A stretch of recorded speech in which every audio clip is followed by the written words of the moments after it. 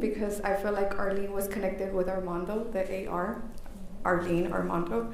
And I gave Armando the initials with Arlene. So Armando's name is Armando Luis Alvarez. So Arlene is Arlene Lynette Alvarez because I wanted Armando to feel connected to my daughter. And I'll ask you briefly, the type of relationship you had with your mother was very different than you had with Arlene?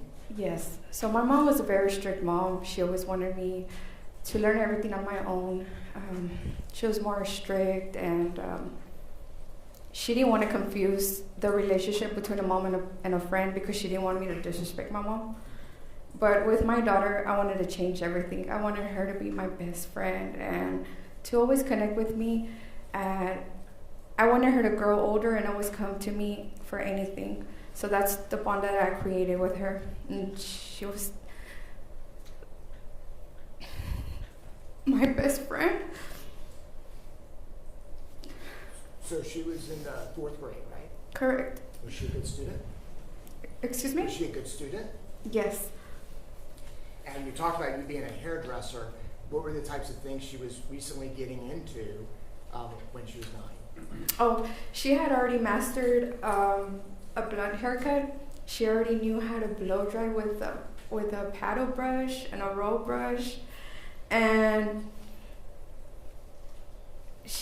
when my customers would come to my hair salon, she already knew the code not to say that their hair was orange or yellow because my customers would panic.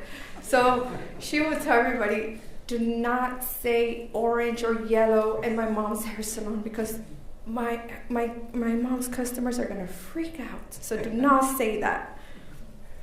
She already knew the color wheel too. She was very smart. She was into nails, makeup. Yes. So one time she approached to me, she was like, Mom, can you buy me a nail kit? And I'm like, no, because you cannot use the acrylic, Arlene. Those products are too strong. Mom, I got it. I want to do nails, So I ordered her the gel nail kit and everything. That day I had asked my mom if she could take care of Arlene because I had 4 customers. And I specialize in blonde, like platinum cards and all this stuff. So I was like, I'm going to be really busy, Mom. She was like, don't worry, leave her here. When I got back that day, Arlene already had her nails done. She did it by herself. She's like, Mom, see, I know, I have it in me. Like, I did my nails by my own. And that's it. That's all she had to do. Once she took off with her first nail set, she was already doing nails to everybody. She was the nail stylist in the family. Can you describe her relationship with her brother, who was, I guess, 2 years younger? Mm-hmm. So, my babies, I feel like I'm so close to all my babies because I breastfed all my kids. I nurtured my babies, and I always took care of my kids. Wherever I worked, wherever I went, I always carried my kids with me because I thank my mom for making me the woman that I am now, because my mom would only take care of my kids for emergencies, but she taught me that I always have to have my kids around me. I come from a family that they had used auto dealership, so I grew up in my dad's dealership, so that was nothing different for me. So I was like, okay, well, I grew up in my dad's business, my kids grew up in my business as well. And when we had Armando Jr., Arlene was only 2 years old, but whenever Armando Jr. was born, I was like, I'm weaning off my baby from my bed. So they both slept together since Armando Jr. was born. So all Armando knows and knew was the love and the connection with Arlene. So when we lost Arlene, it affected Armando Jr. so much, to a point where, like, his first year of Arlene's passing, he will pee on himself. He, until right now, he has low grades in school, and we have him in a special ed program because we want him to focus on his school. And it has affected him a lot, but thankfully he comes from a family that We go hard on family celebrations. We distract him with activities. When we can, we vacation to distract. And we have a lot of family orientation and a lot of family support. Let me ask you this. You had said that they would sleep in the same room until about 7 months ago. Where was he sleeping? Okay, so after his passing, he would sleep in the living room. He didn't want to sleep in the bed by himself. And until barely right now, I was telling John Jordan that he has approximately 7-8 months that he barely adjusted to his bed.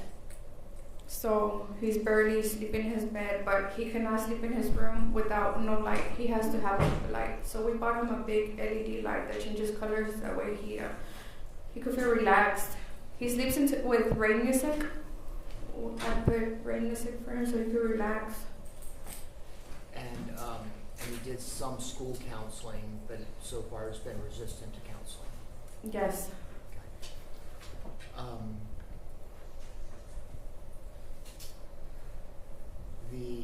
I'm allowed to ask you, as Arlene's mother and the mother of your family, how has the loss of Arlene, affected you and your family? Oh, none of us are the same. My husband's not the same. I'm not the same. Our mother Jr. is not the same. And we've had trauma. We don't sleep well. We have had arguments between me and Armando because after all of this, we feel guilty as well. We feel guilty for going out for dinner. We feel guilty for trying to pay our bills because Armando and I. Let me ask you. Is, and I'm not going to go through everything, but that night when y'all were going out, you feel somehow guilty for things about what transpired. And so, tell us a little bit about that. So that day, I worked. I did hair because us as hairstylists, we get busy during the holidays. So Valentine's, everybody's trying to get all dolled up for their husbands, their boyfriends. So I was busy that day. Armando worked as well. But as soon as I finished, I told Arlene, let's go to Macy's. I want to see if your dad buys me something. Let's go buy him a cologne. So she's like, Mom, you know he ain't going to buy you nothing. Why are you going to buy him something? Girl, let's just go. Because I had bought her a breakable chocolate for her and my son. Now, I was sharing that my daughter, I was teaching her how to be strong and not to be dependent on anybody. So what would I do? On Valentine's and any special occasions, I would gift her all my love. I would make sure that she wasn't looking in the future for another man. I would make sure she wasn't looking for somebody for love. I wanted her to be self-independent. So by the time she grew, she wasn't so easily impressed, I was teaching her that. So for Valentine's, I bought her a breakable heart for her and my son, and we did the whole Macy's thing. That's when she's like, Mom, I don't know why you're doing that. My dad's not gonna buy you nothing. That boy stays working. I'm like, well, we'll see. So we went home. Now, my son Armando brought his first 100. He said, Mom, I got 100. We're like, oh my God, we're gonna celebrate. Then let me stop you there. And then Armando works late. Armando comes in late, right?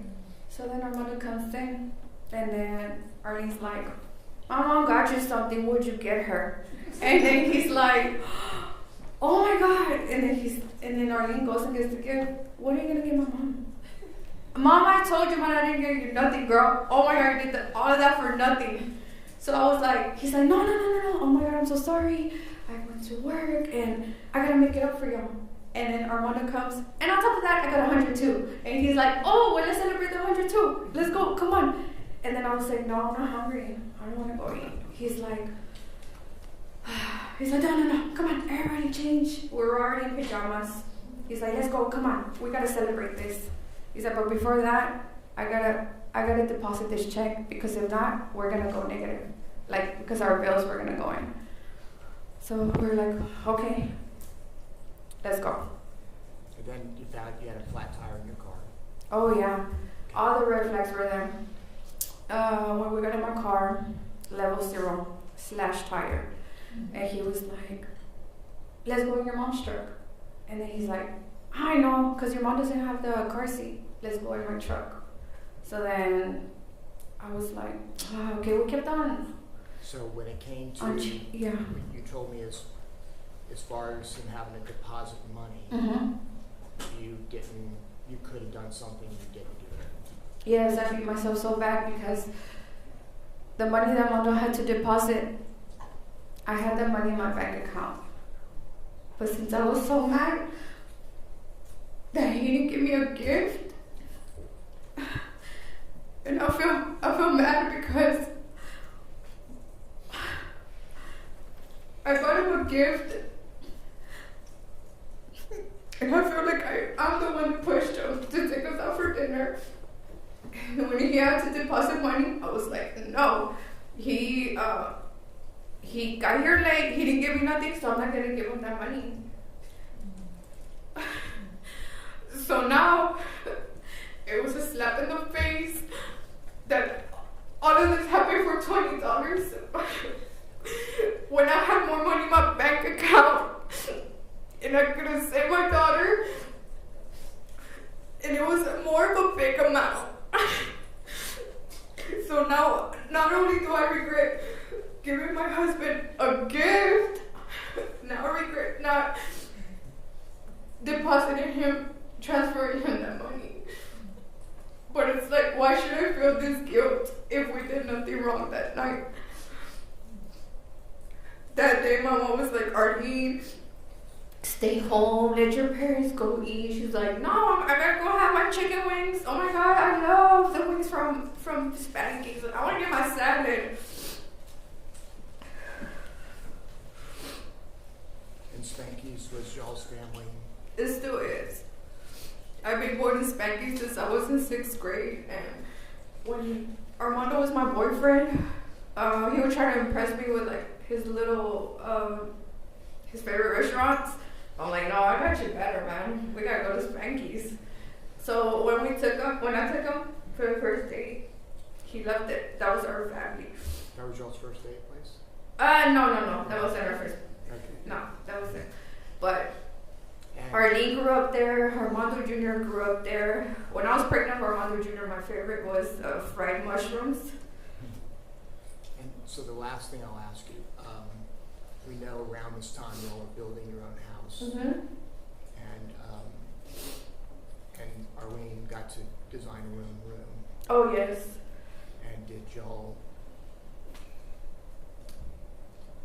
end up still completing that room? Like, So I was sharing that me and Armando, we bought our first home when we were 21. And I was sharing that I don't know if I have a different mentality, but I was like, we were already we had around 5 years living in the house, and I had to Armando, you know what, I don't want to be slaved up in the system. He's like, what are you talking about? I was like, I don't want to be young and in debt. Like, let's sell the house, and whatever we profit, let's buy a house cash, you know? That way, if we have the rest of our debts, which is it was our vehicles at the time, but then we're paid off, to right? fast forward, what you ended up doing during that time, because you're living with your folks. You So yes, designed the house. I just want to explain stuff a little bit. That way they don't feel like we were living with my parents, you know? So we bought off a property, we demoed the house, and that's how we bought that house with the amount of money that we profited from our first house.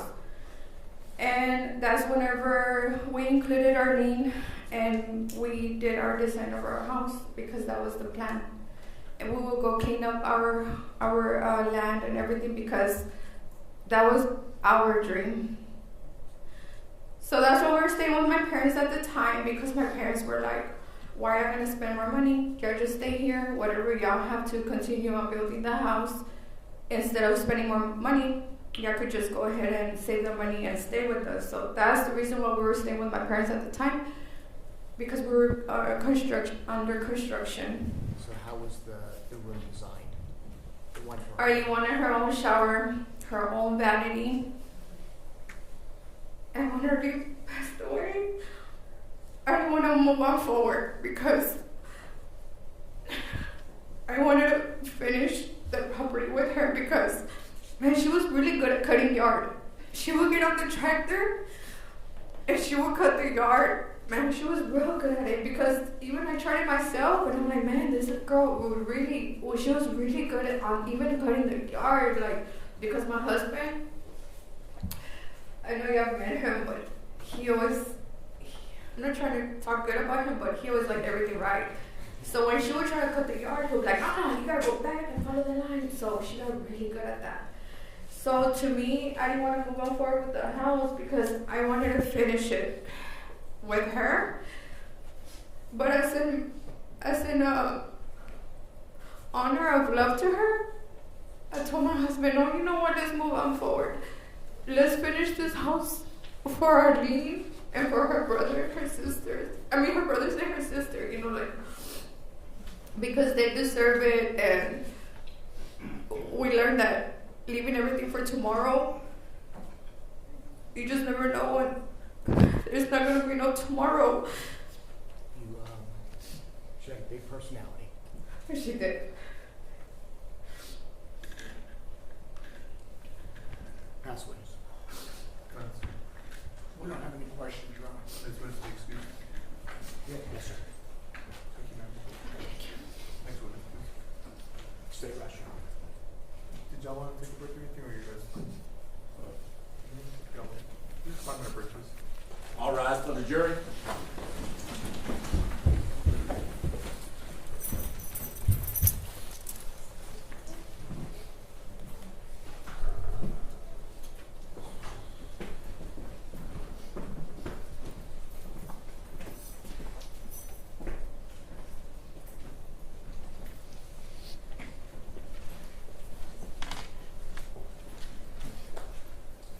Let's take a 5-minute break. We'll stand in recess. You may be seated.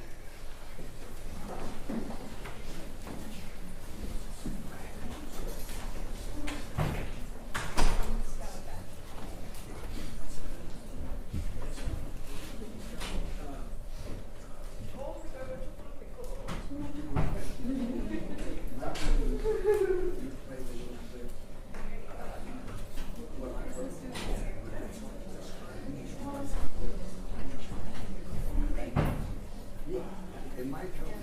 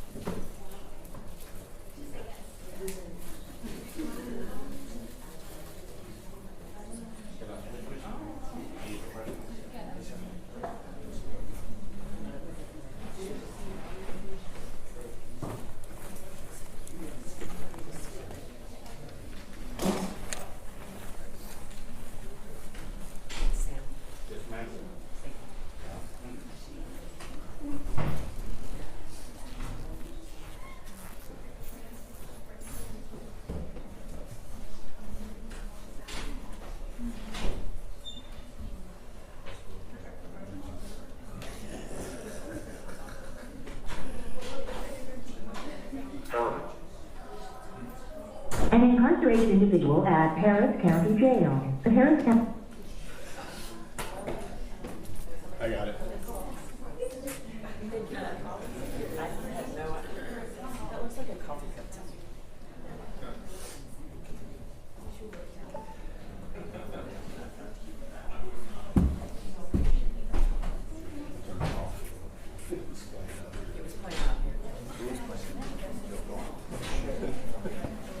Glad you knew how to do it.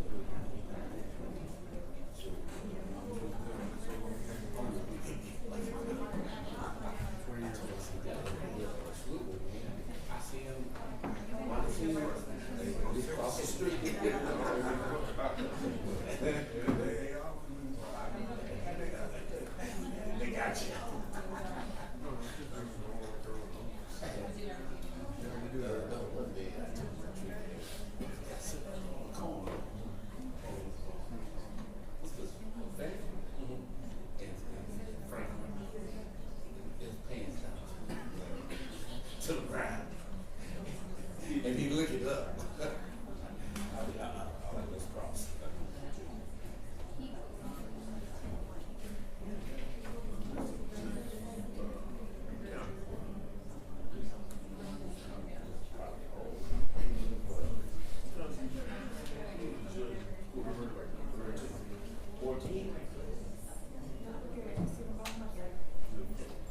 The deal?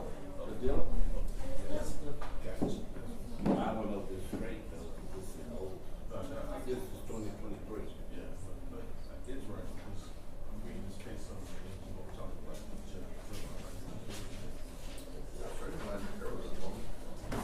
That's you with the little thing in your hair. Oh, okay, wait a minute.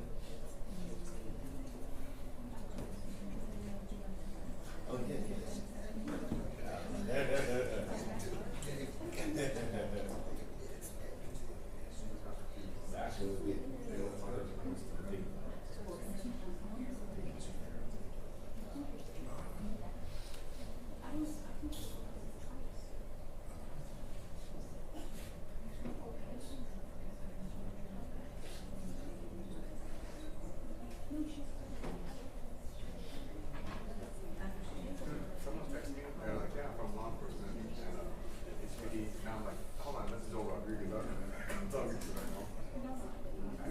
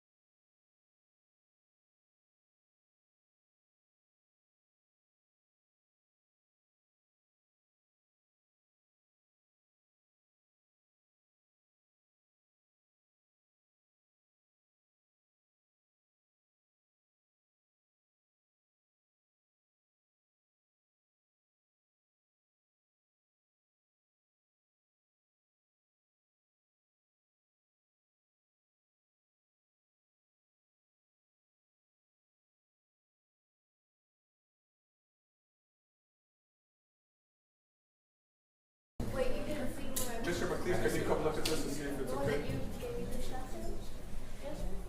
So do yourself a favor, keep your chair rolled in and then we'll take the one. Well, once you do it up, then we'll be. And so what I always tell the jury also is that in any trial, if the defendant testifies, whatever it is, I always have someone stand. Or if you want to have someone stand, what do you want? Someone has to stand. Do you want me to say something or not? I tell them in every single trial I have, if the defendant takes a stand, I always have someone. I'll just leave it alone, right? I'll just leave it alone. That doesn't make sense. You don't understand. Let me. Yeah, I mean, we'll make a request. I probably have to make a request. Okay, so let me, gentlemen, I need something on the record. Go ahead, Mr. McPhee. Judge, we are calling Mr. Earls next. I know the court's policy is to have, Speak up for me. the court's policy is to have a deputy standing by the defendant. No other witnesses had a deputy standing by them. We believe that's going to be an undue influence upon the jury. So we object to having a deputy standing by the jury. So, a couple things of note. So Mr. Earls has shackles on his feet. So what the court has done is it's placed a large trash bin to block that. So Mr. Earls, when the jury comes in, do we have him stand or not stand? So he sits there. I've done this with so many trials that I can't count how many it's never been an issue. Now, my understanding is this is the sheriff's department's policy that someone stand near. Yes, sir. So that's the sheriff's department policy, just to have someone stand near the area. So we can have that deputy stand over there. Now, what I've done is, I've told juries before, it's like, when any defendant, whatever case it is, testifies, it's the sheriff's department's policy to have someone standing there, make no inferences of anything whatsoever. That's never been an issue. And I don't even know how many cases I've had. That's fine, Judge. I guess, first thing I'll say is we object to that for the record. Okay. We object to the deputy standing there. Secondly, we would request that instruction if my objections are overruled. It's gonna be overruled because it is a security issue and I'm not gonna have them by their protocols. So let's get the jury back. So you're gonna sit there.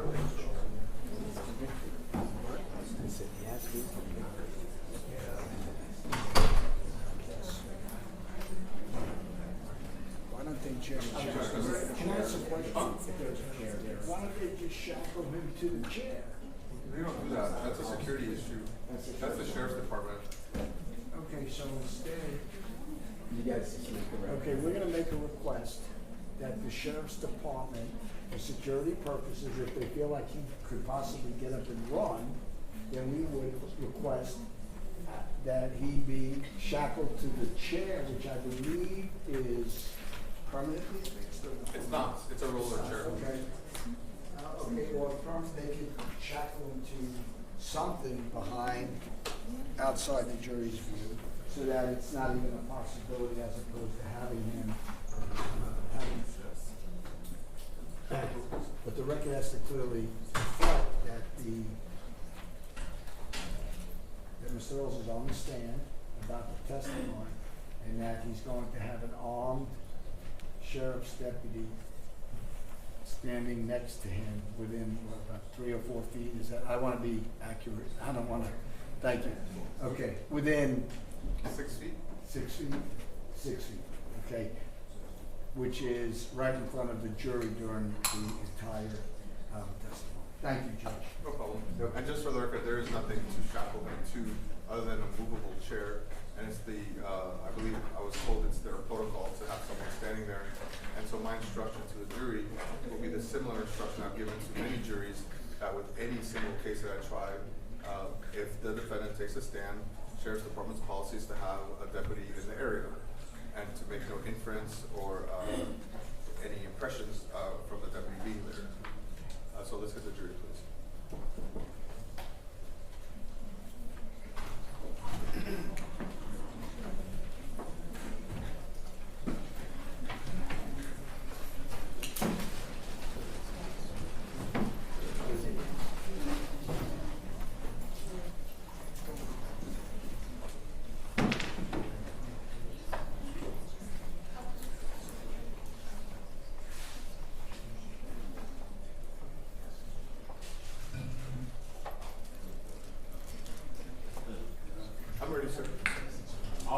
adjourn.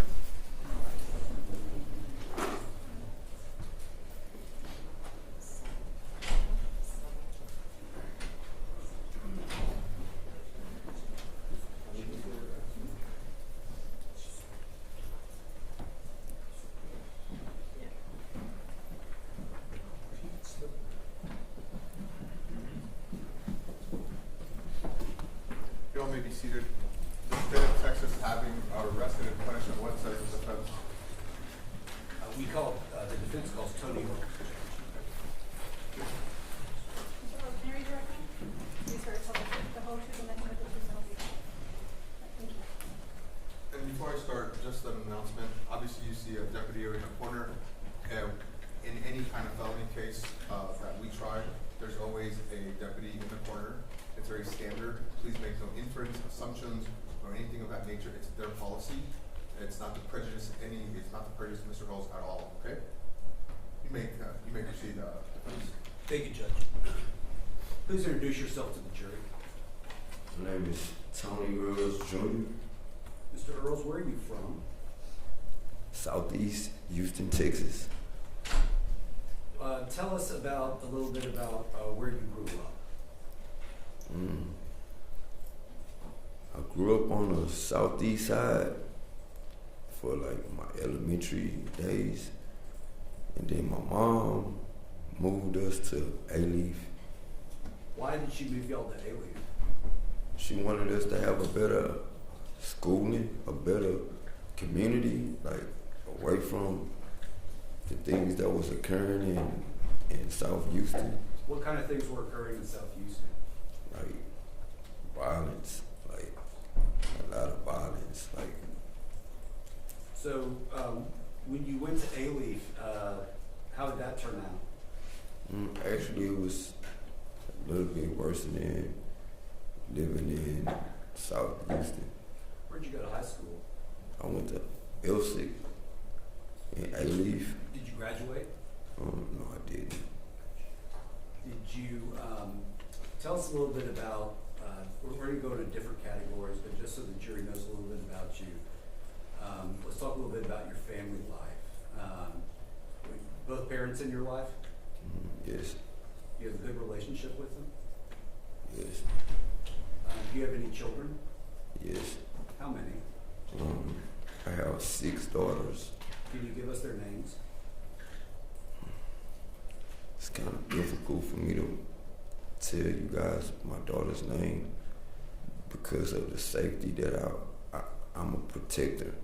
So for me to just give my daughter's name for them to be looked up, I really don't find it uncomfortable. That's fair. Thank you. And I retract that question. I didn't give that consideration. You have 6 daughters. Can you tell us their age ranges? From 27 to like 8, 9. Okay. Mr. Earls, do me a favor. Scoot in some more and speak up a little louder, okay? Okay. I appreciate it. Do you have any grandchildren? Yes. How many? 1. How old is your grandchild? I think she's probably like 5. Okay. When were you arrested on this for this case? Was it in May of 2023 or 2024? Yes, I was booked in May of 24 years. Okay. And have you been in custody since then? Yes. Before you were booked in May of 2024, what kind of things did you do for work to make a living? I really considered as a building service maintenance, but due to certain circumstances, had me venture into my own business, like an independent contractor. Like I do fence work, I do landscaping, I do pressure washing. Okay. Like, Let's go back a little bit. I want to ask you this: have you, before this incident, we're going to get into this incident, but before this incident, have you ever been the victim of an aggravated robbery? yes, How many times? Like several times, maybe like 3 times. Okay. Tell the jury a little bit about some of your experiences there. The first time that it ever happened to me, I was very afraid. I was shocked. I thought that would never ever happen to me. What was taken from you? I would just had my mom couldn't afford to give me some Jordans, so I had saved my money to buy my own pair of Jordans, and they had got took along with my little brother's bicycle, and I had some earrings. Like, I got both of my ears pierced, so I had some like nugget earrings, and they took it with gunpoint. So when would this have been? Like, how old would you have been roughly? Maybe like 17. Okay. And did you have any? Did you experience any robberies other than that one? Yes. Tell the jury about those robberies. One robbery I can remember is I do music as well. So me and my friend was coming back from performing at a show, and he didn't get a chance to drop me off at my doorstep. He dropped me off in front of the apartments, and as I was walking through the apartments, like 5 people jumped out, and they all had guns, and I was wearing like a red shirt, and they was like, "Are you a blood? Are you a blood? Are you gonna die?" And I'm like, "No, I'm not a blood." Are you a gang member? No, sir. Have you ever been a gang member? No, sir. All right. And when he kept asking me, "Am I a blood?" I was confused. Like, I was trying to diffuse the situation as much as possible by offering the money that I had in my pocket, my cell phone. They took it, but he was so consistent on me being in some kind of gang, and I'm like, I have on blue boxers, so, and one guy was like, "Oh, we know him," and I'm like, "Yes, like, it's my brother, like, y'all know me," but they still robbed me anyway. Okay, and then any other robberies that you've experienced other than the one that this whole case is about? Yes, I had somebody shooting at us from, like, the cars was scratching, like, and guns was like pow, pow, pow, and they didn't really rob us, but we was like hanging out. My mom in the apartment complex, she like had the corner apartment like from the sidewalk, so everybody would come and hang out like right there, and the car thought we was doing something that we. Was this like a drive-by? Something like drive-by. Okay. At some point, did you? I mean, obviously, you're a gun owner. At what point did you decide to start buying guns? I came to the conclusion like everybody is having guns, so I'm like, I need to get me a gun for protection as well. When did you first get a gun for protection? My first gun it wasn't a handgun. It was a shotgun. And did you use that for home protection? It was for home protection, and I learned that in Texas that you could be able to ride with it in the back of your vehicle. So that was like, I never had to use it. I never had to pull it out. I never had, but I did have one though. Have you, at the time of this incident back in February of 2022, what part of town were you living in? Southeast. Okay, and is it safe to say it's a high crime area? Yes. So why were you carrying guns with you around that time period? For safety. my wife, she does hair. She is a licensed gun holder as well. So, you know, we have guns around. So Did you ever get licensed? I was in the process of getting them, but then the law had passed for September the 1st. Well, you didn't have to have them to be a gun owner. So it was around the same time that I was trying to get it. So I didn't ever finish pursuing it. And is that, if I'm understanding you correctly, the only reason you didn't finish that up is because there wasn't really a need for it anymore at that point? Yes. All right. Mr. Earls, let's go back to February of 2022, Valentine's Day. I know it's a day that you remember. Let's kind of start at the beginning. Had you been working that day? Yes. Okay. Had your wife been working that day? Yes. What time did y'all get off work each of you? I got off. I finished my job roughly around like 5 o'clock in the evening. So I went to the store until I got a call from my wife to let me know that she was off and that she was locked up the building safely.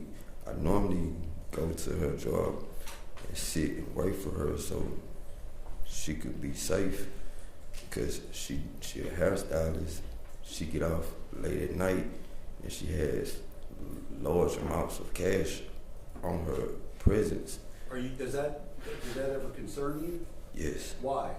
Because people in the neighborhood tend to stalk and as prey, like you'll never know that they're watching you until the last minute, because it be guys sitting at where her job located. It's a bus stop right in front of it. You might think that people might be catching the bus, but they never get on the bus. They just sit at the bus stop. So Waiting for targets? yes. All right. So you're waiting for your wife. Take us from there. So, like I said, I was at the store because that's my other little means of getting extra money. So we talk about store. Is that the same store that we heard about earlier today? Yes, sir. Okay, go ahead. So you were working that day.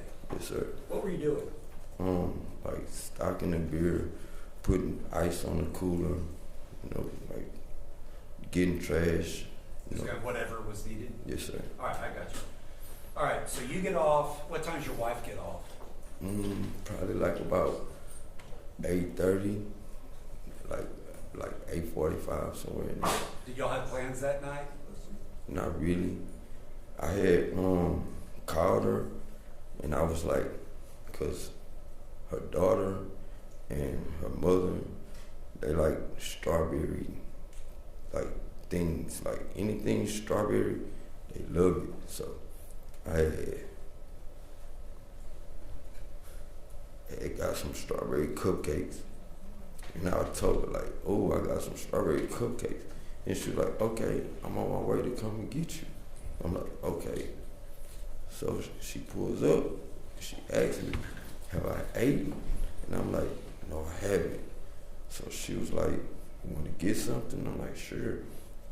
So we stopped by a seafood place, but before we stopped by the seafood place. Object to the narrative, Jeff. Question answered, please. Yes, sir.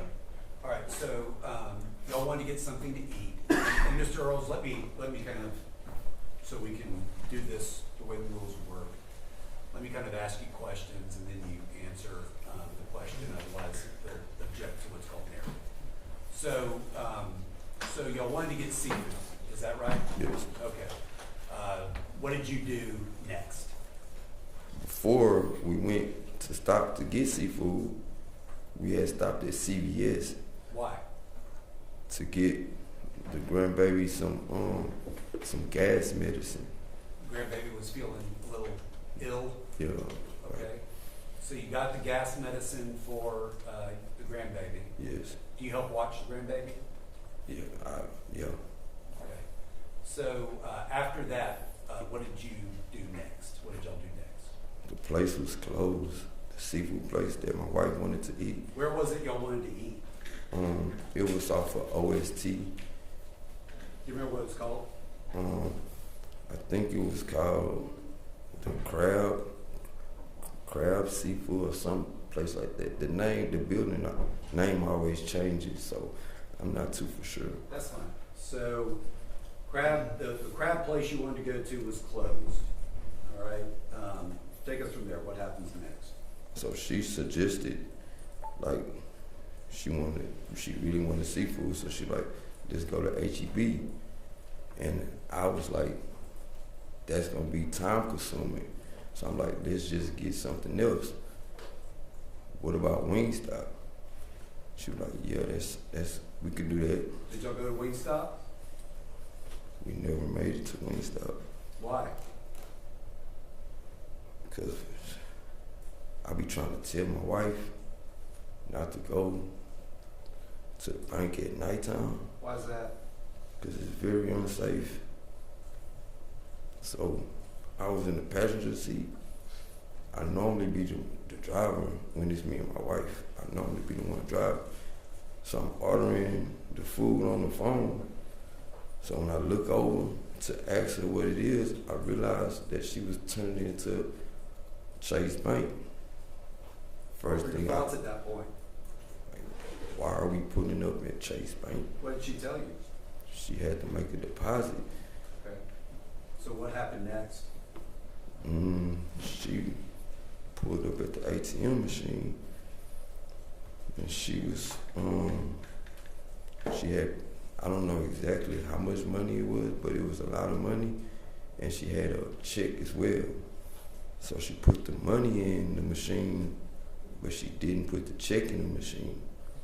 So my first response was, you know that you could have put both in at the same time. She said she didn't know that. So what happened next? So I continued to finish ordering the food. Like it's okay. So I already know what she wants. So I was just trying to verify that I have the correct meal. This is while she's putting the money in the ATM? Yes. What happened after that? I look over at her. She looking at me kind of in like a shocked face. So by the time I got to ask her what's wrong, a robber came out of nowhere and was like, give me the money, give me the money. Okay, so let's talk about that. You said the robber came out of nowhere. What was the first thing you noticed about the robber? His gun. Where was it pointed? And my wife. How did that make you feel? Like, tried to diffuse the situation as much as possible. How so? By giving him everything that he was asking for. Okay. Now you had your gun with you. Yes? Yes. Okay. Why did you not take out the gun at that point? I didn't have an opportunity. My wife's life was in danger as well as mine. It just wasn't like diffuse the situation. Like, please just go. What happened next?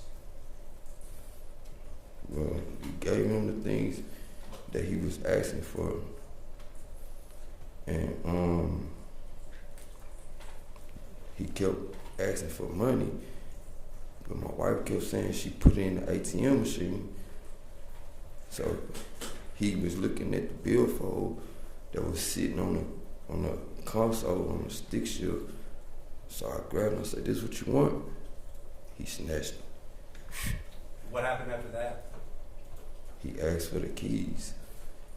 My wife was panicking. She was so hysterical. It was like she was like, "We don't have no keys." What's going through your mind while that's going on? Please just give him the keys.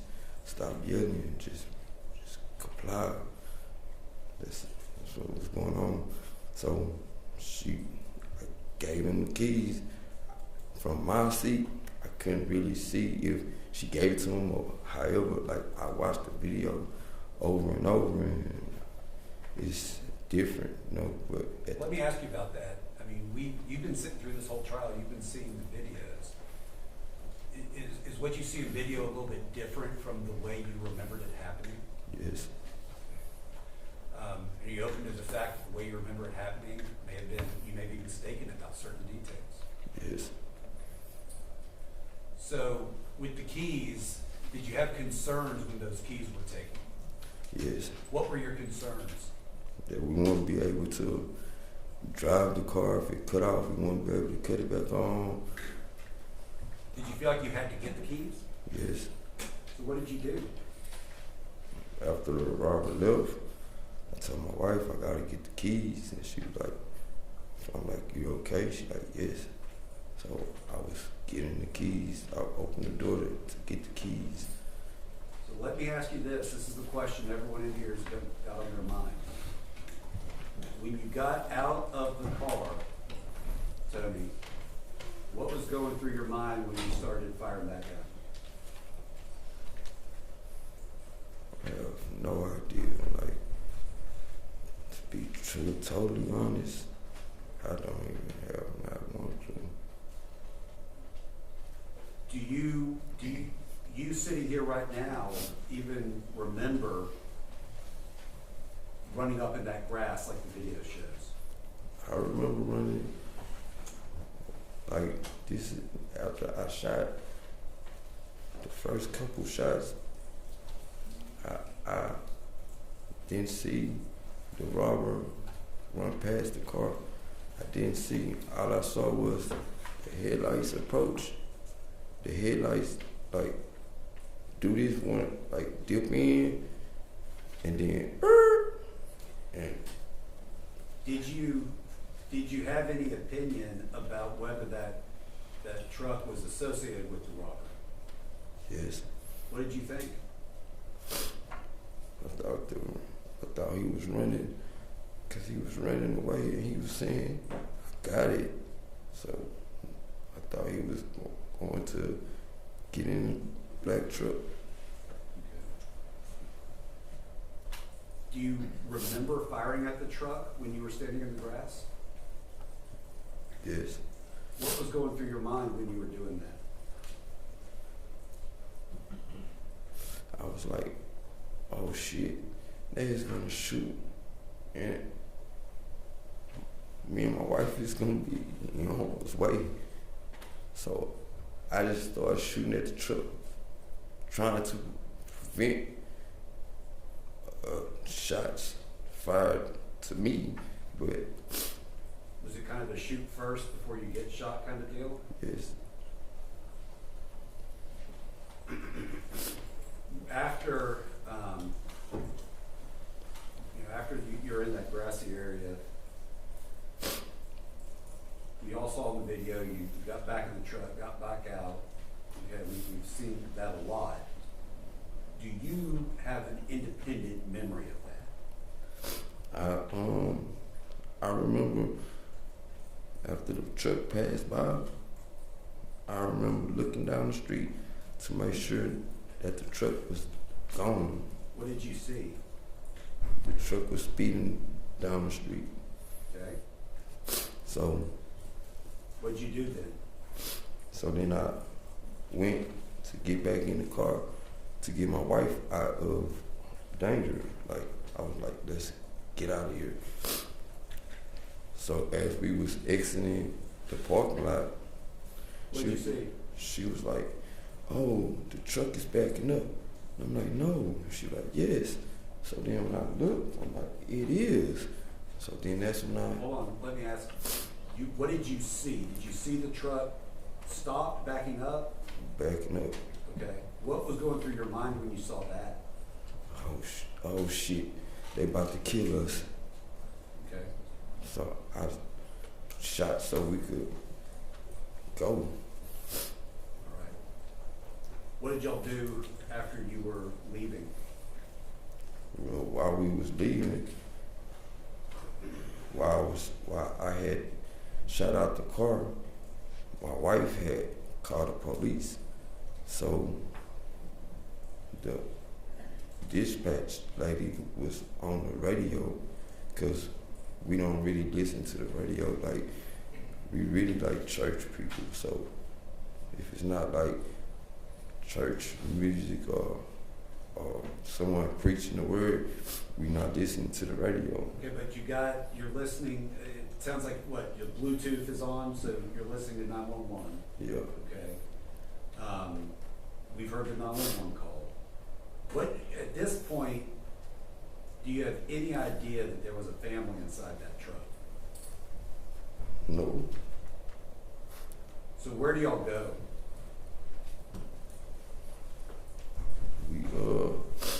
We go to MLK, to the address that was given on the 911 tape. We went to that address first. And what was your plan when you went there? My wife wanted to make sure that, because we felt like the truck was following us, we didn't know the truck was like at a stop. He told you to ask the obvious. I'll ask it anyway. Were you scared? Yes. All right. So y'all eventually get to your location. Where was that? I don't need the address. Just like whose was it? Your house? Someone else's house?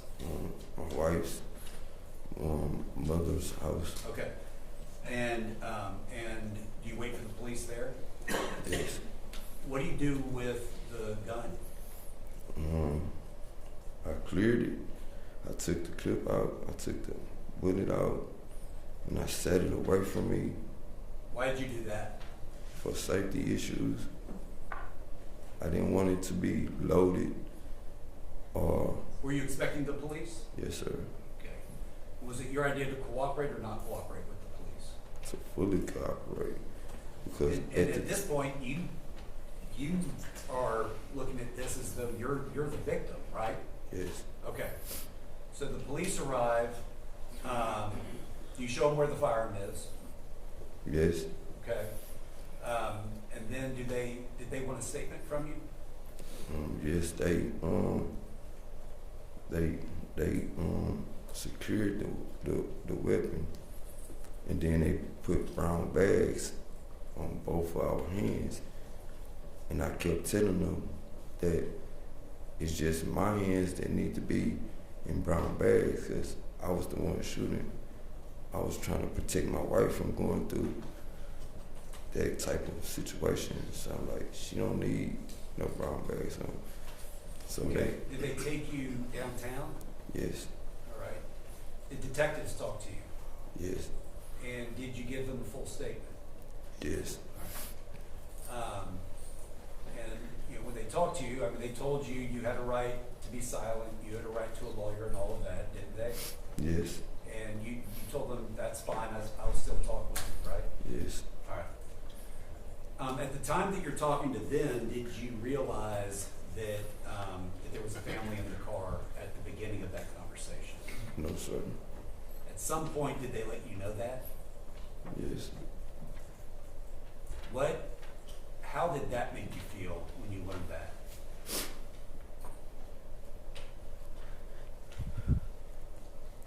Very sad.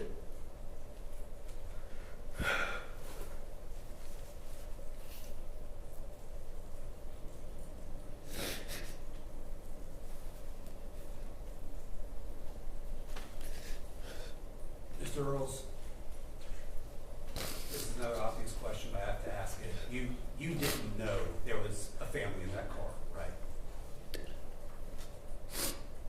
No, sir.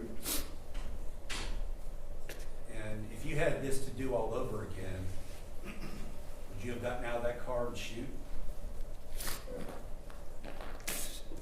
No, sir.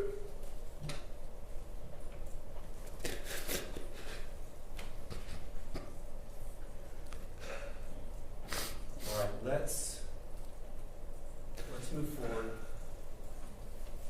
Today, I'm going to shift gears. We're going to go to kind of a different place today.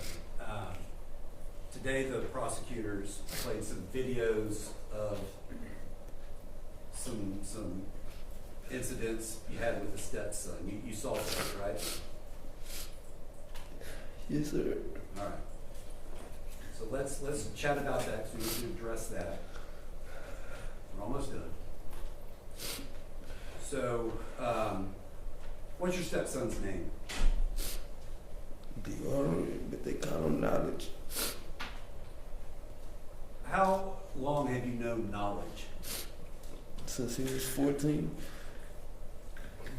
Did he have, was his dad in his life? No, sir. Did you kind of fill that role? Yes. As, how old was he when this incident happened, give or take? He was like 24, 25. Did your relationship start to get a little more tense during that period? Yes. Did you have concerns that he may have been going down a path that wasn't the best path? Yes. Did that lead to tension? All right, so describe to the jury kind of how, let's start with that first incident, the one at night when you're sitting on the truck. Describe to the jury what happened, let them know. Before, and I just was walking up, a guy had told me that another young guy had pulled a gun out and was threatening to shoot Knowledge. Okay. So when the guy told me, I didn't pay no attention because I don't like he say, she say. Okay. So then the store owner, not the one that was up here, not Ali, but Rashid, he was like, you don't know what happened? I was like, nah, I don't know. Then he showed me the camera on his phone. So I sat and watched the camera, and I see the young boy pull out his gun, and he cocked it. Hold on, just so we're clear. Someone had pointed a gun at Knowledge, right? Not pointed it at him. Okay. They was waiting for him to come out the store. Okay. So the guy that was outside the store seen him pull out the gun. So the guy outside the store pulled out his gun and All right, hold on, because this has potential to get confusing. This is not that night. You're giving us the precursor, right? no, it was earlier that day. Earlier that day, okay. So is it fair to say you were concerned that Objection to leading. Please don't be the witness that was stated. that's fine, I was trying to speed it up.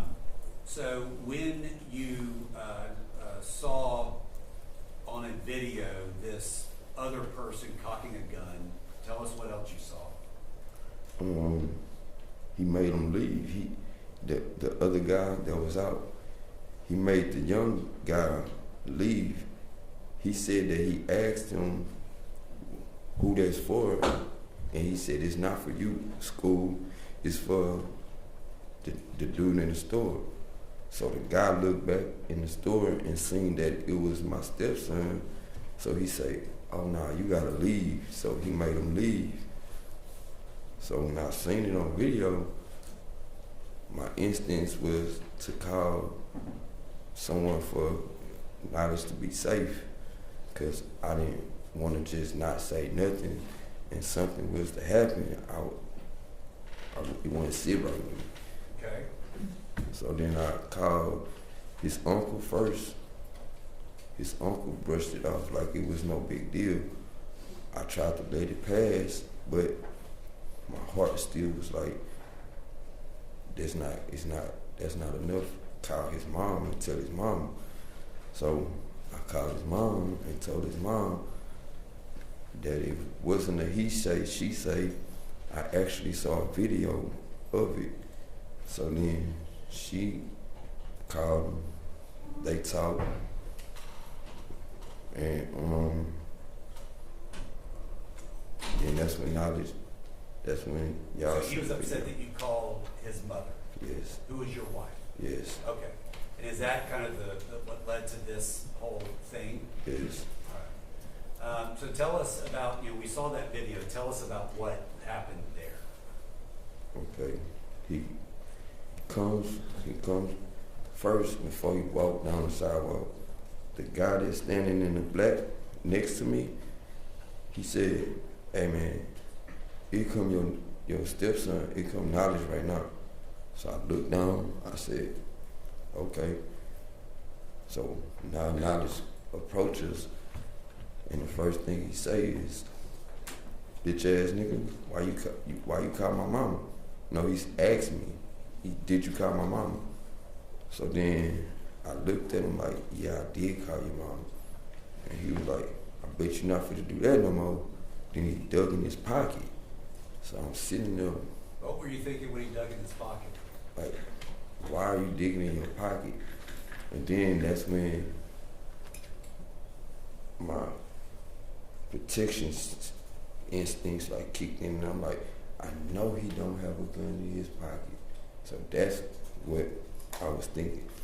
So then I got off the car, and then I pulled out my gun from my waistband, and when I did it, he froze. He like paused. So then when he paused, I said, "Man, that's how people get killed doing stupid shit like that." I said, "Man, go put it up." And then I walked in the store to go put my gun up, put my gun away. And Rashid was like, "What's going on?" And I'm like, "He come down here." Okay, so let me ask you this. This is another question that's going to be on everyone's mind. You need an answer. Okay. This happens in 2023. You had a bad incident with you and a gun back in 2022. Why are you still carrying a gun? For safety. And is the area where you work and live an area where there's still a lot of crime? Yes. All right, so then take us to that next day. Looks like there's some kind of a tussle in the convenience store. What happens there? Well, like Ali said, he didn't mention that I just filled up the ice cooler with the ice, but I had made some coffee, and the guy that was in like the tan hoodie, he was waiting on me so we could go outside and talk and stuff and drink the coffee. And Knowledge came in, and when he came in, he was talking like smack, like, "Man, a real nigga in here, let a real nigga get a cigar, let a real nigga get a black and mild," like, all that. So the dude in the tan shirt, he looked at me because he was outside the day before. So he looked at me, and I shook my head like, "Don't pay him no mind, we just finna go." So then when I walked past him, he kept saying, "Bitch ass nigga, you a bitch ass nigga." So then when I turned around and said, "Nah, you a bitch ass nigga," that's when he hit me, and he tried to pull out a gun. And that's where the fighting started, and we saw the fight. So after all that, have you had, and don't go into details of what conversations are, but have you, since that incident, have you been able to talk to Knowledge again? yes, All right. Have y'all decided just to bury the hatchet? yes. Judge, can you give me one moment? Yes, sir.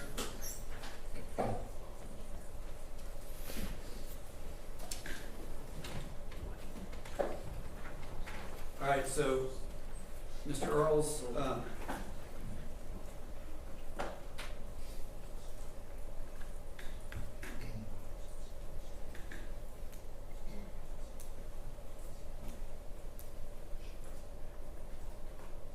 yeah, that first video that we saw during the evening, the one where lunch come in that store after you had already gone in? Yes. Did y'all have any other issues that evening? No, I just kept telling them to go put their gun back up. Okay. All right. So now, during the lunch break, you and me had a chance to talk, correct? Yes. All right. And you made a request, didn't you? Yes. What was that? To speak to the Alvarez family. What did you want to tell them? After 3.5 years, I never had a chance to ask them for forgiveness. I pray and I ask God for forgiveness all the time.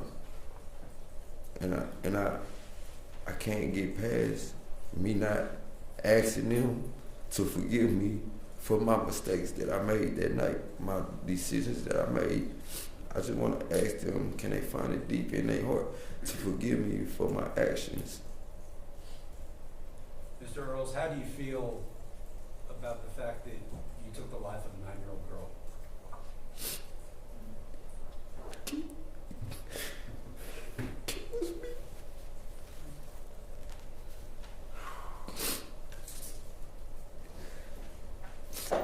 I can't sleep at night. I beat myself up.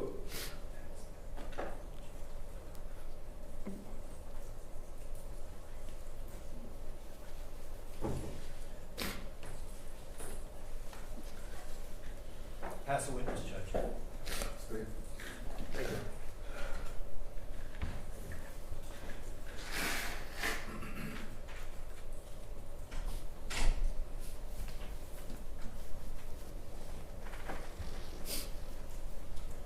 Are you ready, sir? Or you need a couple moments? Okay.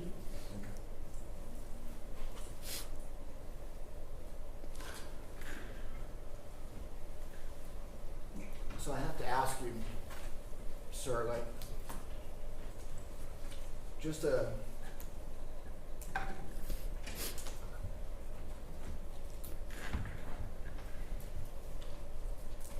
let's talk about February 14, 2022, okay?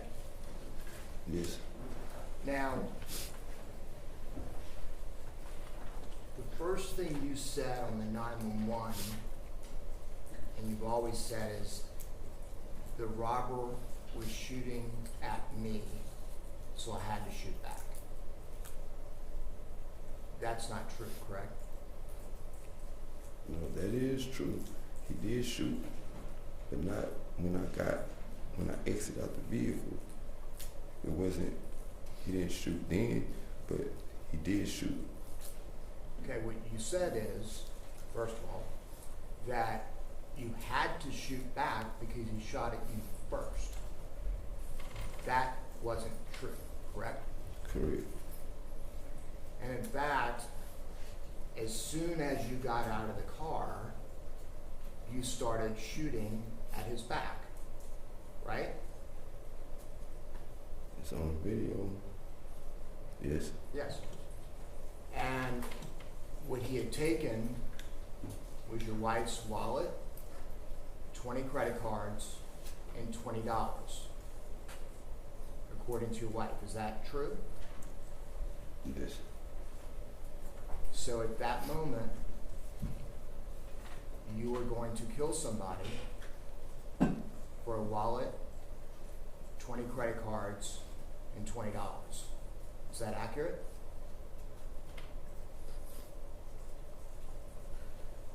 Yes. And at that point, and it's understandable, because you've just seen your wife be robbed, and you were robbed, you were angry. Is that accurate? I wouldn't say angry. I was more scared. Okay. You could have stayed in that car, right? I had to get the keys out the car. Well, that's the thing, is you had said at the time you thought he had thrown the keys to the front of your car. So you said immediately that night. He had thrown the keys to the front of the car, right? Yes. And when we look at the video, you don't get out to go to the front of the car to look for the keys, right? Yes. In fact, you don't even try and get the keys until after your wife tries to drive off, after you've already fired all of your bullets except one, right? Yes. So that really wasn't accurate that you got out to get your keys. You got out because you were angry. Can you at least admit that? No, it's not true. All right. Let's talk a little bit about guns. So when did you get your first handgun? Maybe like 2017. Okay. And so how many handguns? So 2017, how old were you? Like 37. I'm 45 years old. You're 45 now. Yes, I'm 45 right now. And so in 2017, you got your first handgun. Yes. Okay. Now fast forward to 2022, how many handguns have you had? Maybe 3. 3? Okay. Did you ever take a course? Because you had said that you were trying to get your license. Did you ever take a Yes. handgun course? Yes. And did they teach you gun safety? Yes. And in that course, they always say you have to respect guns, right? Yes.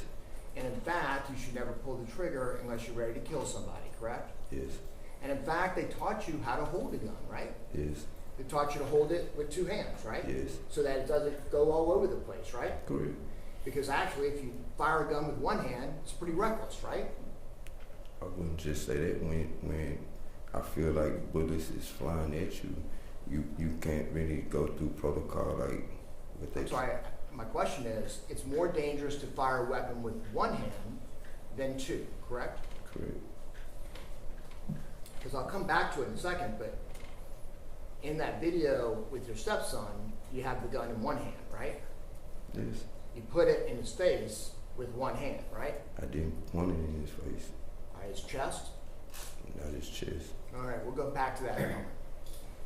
So, you've been carrying a gun with you for 5 years before this incident, right? Yes. And you would carry it on your person, right? Yes. And you carried it on your person without a CHL before the law passed, right? Meaning you said you were going to get a license, but in September of 2021 the law changed, right? Right. But you had already been carrying a gun on your person without a license, right? I wasn't carrying it on me. It was like in my house, like Okay. in a vehicle. Fair enough. I So- never had it. So Like, once you had to carry anything, you started just carrying in your waistband, right? yes, I had a holster. Okay. Now I'm going to come back to the scene, but I have to ask, we saw on that video that you shot your weapon 10 times, right? Yes. And you'll acknowledge that, right? Yes. All right.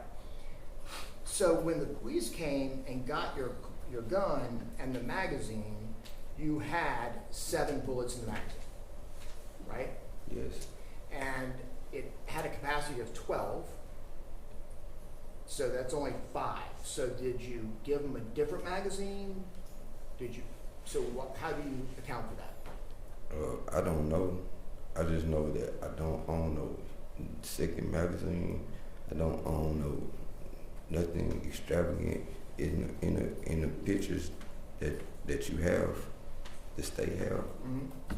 You could zoom in and see that there's no alterations to my handgun, nothing. So I'm asking because obviously there should have been less bullets in the magazine. So it's not that big a deal, but I just wanted to ask you while you understand.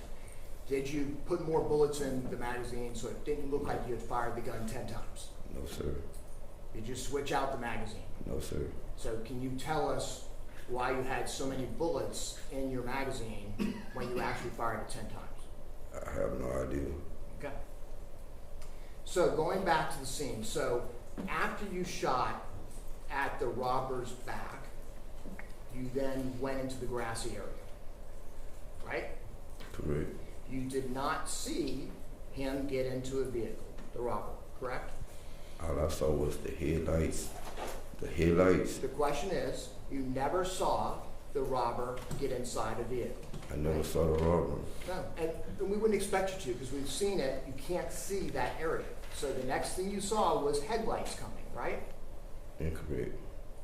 So you just said, you saw headlights. No, when I was trying to explain, you interrupt me from explaining Okay. what I saw. Okay, I said I saw the headlights of the vehicle, and I see the assailant running towards the headlights. So the truck do like one of these, so I assumed that he okay. was.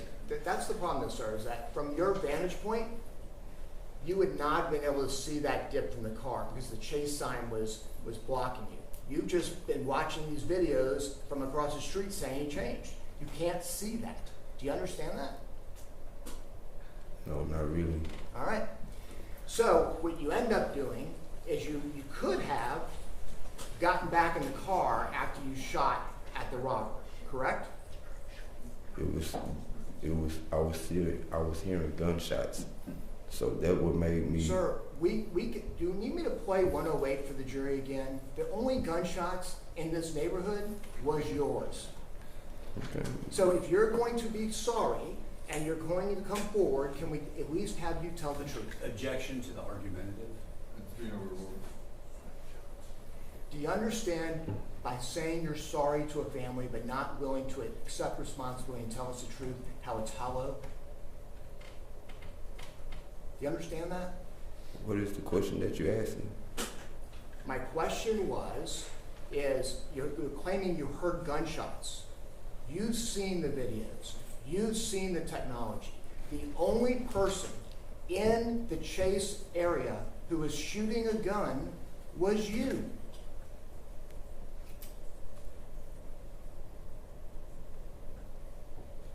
Correct? I still don't understand the question that you're asking me. All right. You shoot at the robber 3 times, right?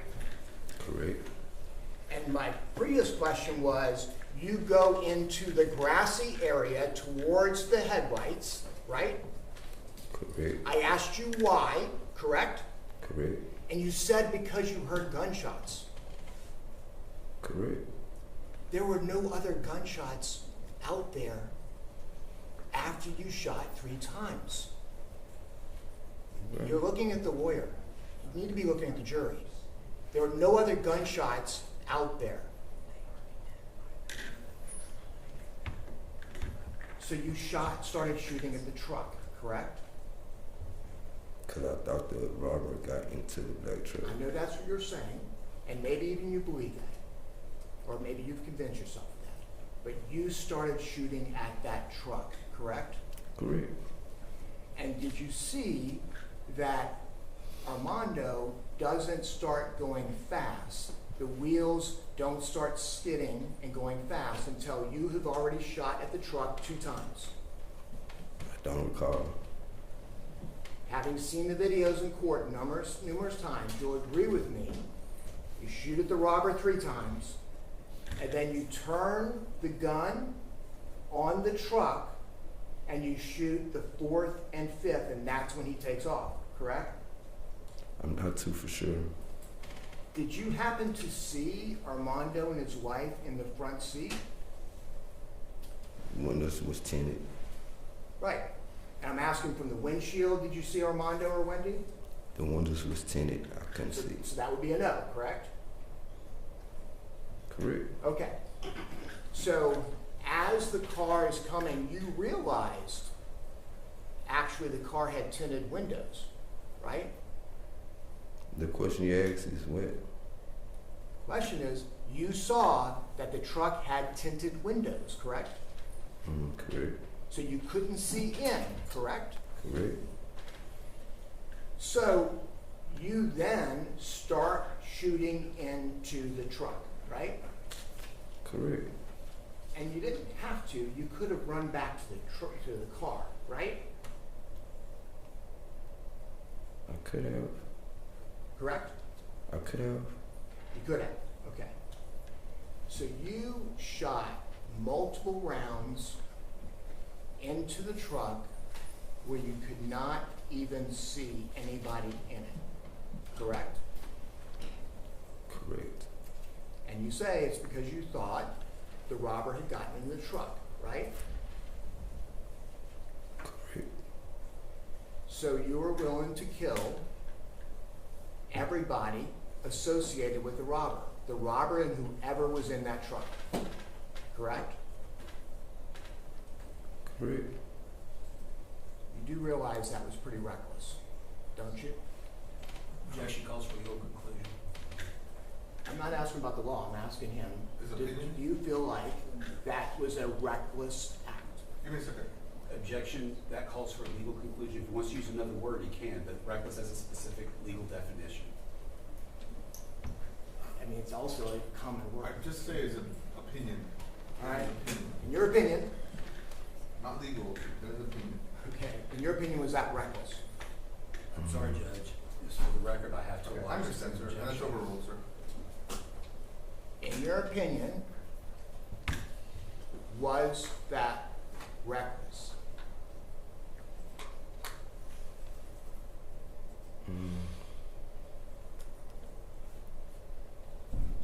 I really can't answer that question right now. Like, Well, in front of the world, you said you're very sorry to the Alvarez family. and I am. So what I want to ask you is, will you admit that that was, in your opinion, a reckless act? Objection, Your Honor. Because of the word reckless, I have to do the objection. It's legal conclusion. And it's his opinion, so I'm gonna overrule it. You may answer if he knows. Yeah, I can't answer that. Are you refusing to answer that, sir? I cannot answer that because it's dealing with an assumption. Like, I assume that the robber was inside of the vehicle. But you weren't even willing to just kill the robber. You're willing to kill everybody the robber was in the car with. Right? I was defending for my life and my safety of me and my wife. Oh no, that had just happened. That had happened when you were in the car. You're now, after shooting at a person in the back, you don't get to say you were fearful for your life in an open space as a truck is driving by. You realize that at least now, don't you? Nowadays, they have weapons with extra things on the back of them that make them shoot like 30 seconds and like a bunch of times and real quick. So that's playing in my head. Okay, so if you got out in the community and you got robbed again, and the same thing happened, the next time you see somebody with a tinted windows, you're going to shoot in the truck because you never know? With these things you're talking about? Why would I shoot in the truck when I don't see him going towards the truck? But that's the point, is you didn't see him go towards the truck. I did. You saw him disappear in the night. I Y'all did can't see. speak over each other. I did see him run towards the truck. Sir, multiple people, including the defense witness, has been out there, and they say, but from your standpoint, you would not have been able to see him run to the truck. I was the one that was out there. I was the one that this event. Oh, we're well aware that you're the one that was out there. Objection, Your Honor. That's argumentative and sidebar. That's a stay. Next question.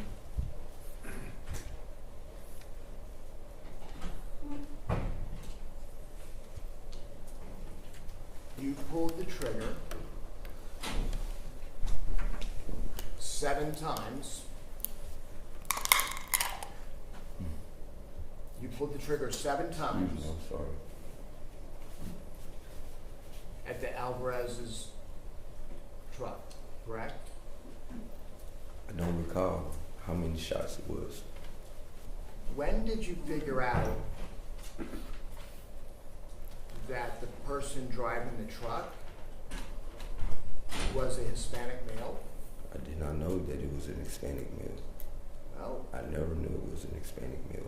well, in the 911 tape, you heard your wife say, My wife was referring to the person that was standing outside of the truck. It does not have anything to do with the Alvarez family or the black truck. It has something to do with the people that was on the sidewalk that we saw when we drove up. That's what she was explaining to the police on the 911 tape. It was so much. sir, let me ask you this. When they asked who was the person driving the truck, she said it was an Hispanic male.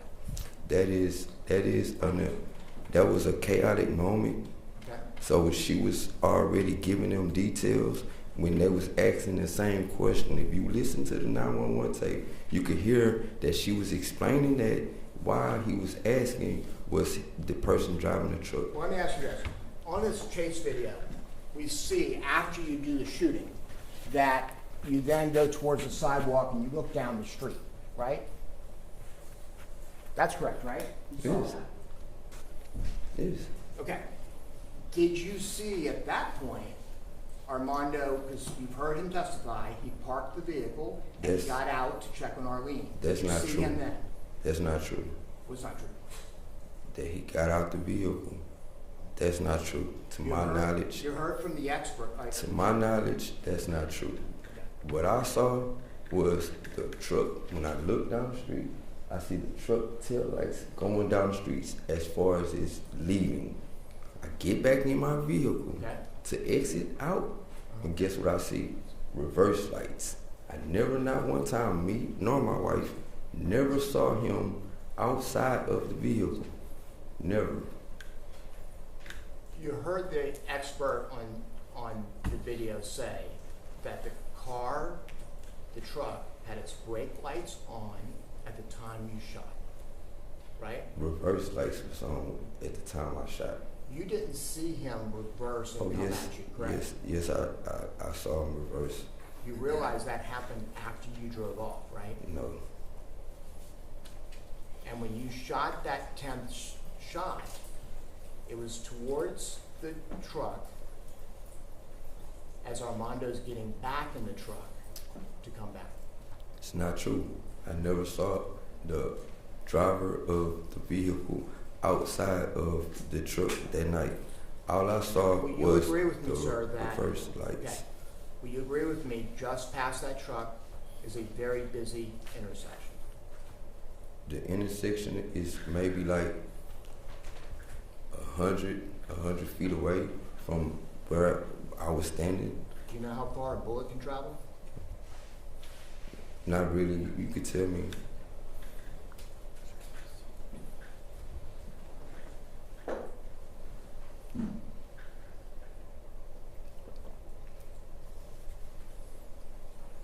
Didn't you,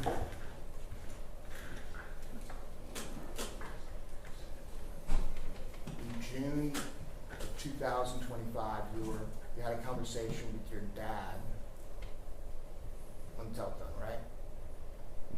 I have, yeah. I mean, I don't know what specific day that you talked to, but I talked to my dad a bunch of times. Do you remember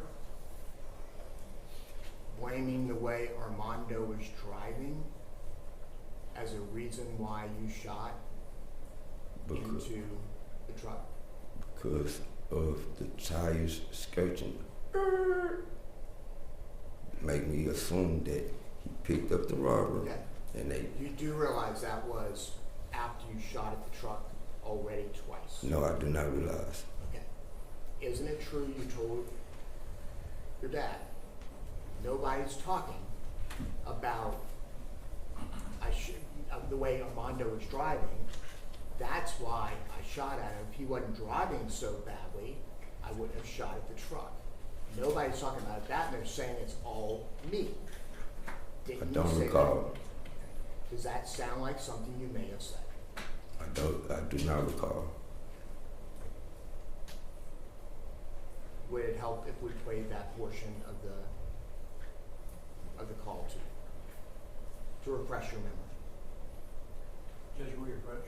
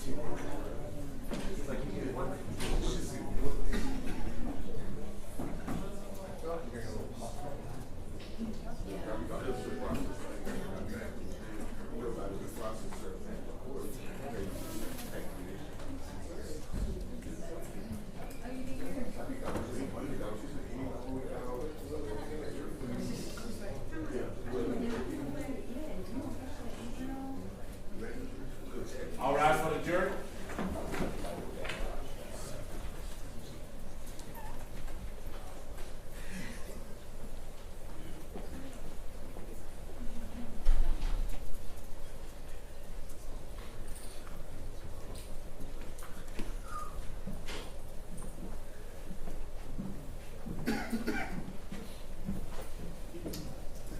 May be seated. Thank you, sir.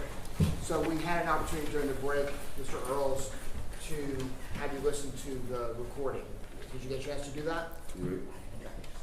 So you agree with me that you said that nobody's justifying how the black truck is moving, nobody is saying nothing like how he is moving. They try to make it seem like it's all me. You said that, didn't you? Correct. And so I'm going to give you an opportunity here to acknowledge that Armando had nothing to do with this. This was all your reaction to the robbery and all of you. I was referring to when the truck sped off and hit the curb and all the contents out the back You will agree with me, he didn't start to speed off until you fired at his vehicle 2 times. at the moment. I don't recall. But Okay, we'll go Speak up back. for me, sir. Speak up for me. I apologize. Mr. Earls. yes, sir. We'll get back to it in a second. Now what I want to do is talk to you about the aggravated assault that happened. Now this was March of 2023, right? Yes. This was a year and a month after you killed Arlene Alvarez, right?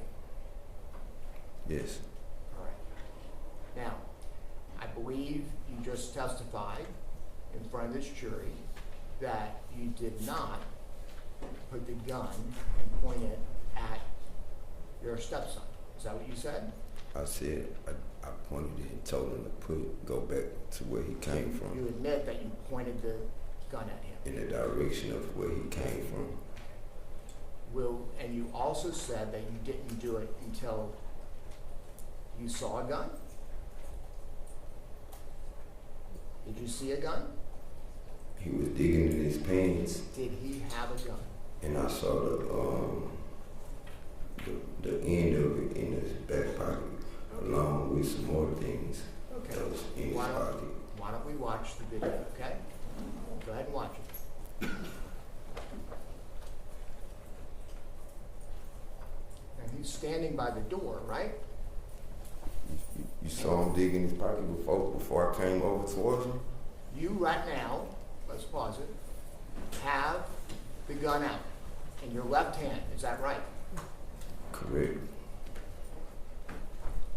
And whether his hand is in his pocket, you do not see a handgun, do you? Yes, Correct? at the moment I thought I saw it. And you were wrong, right? I don't know.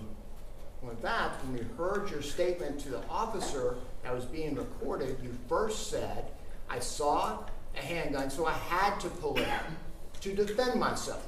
You said that, right? Correct. But then, after she said, I'm looking at the video, I'm not seeing anything, and he goes, oh, well, you said his hand was in his pocket. Right? His hands were in his pocket. And you will now at least agree that you did not see a gun handle that day, correct? It's not correct. And so you approach him in a public place with the gun out in your left hand, right? Correct. In fact, you get up off of that car you were sitting on, and you already have the gun at your side. Incorrect. Okay, why don't we backtrack and we'll see.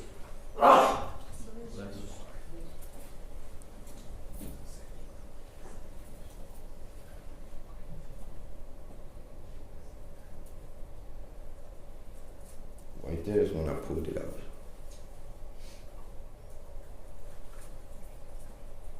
And he is not pulling anything out of his pocket, sir. Do you realize no one in this courtroom has ever been in a public place with a gun out outside a convenience store? And that's you? With your gun out? In the neighborhood that I'm from, And that's your stepson. And what you told this jury is you're trying to correct his behavior. You're trying to tell him, oh, you can't be involved with these other people who are pulling guns. And what you're doing is you're pulling a gun on him. I never said that. And you kind of lunged at him with that gun at your side. And at that point, he doesn't pull anything out of his pocket, right? Correct. Right? You want to see it again? All right.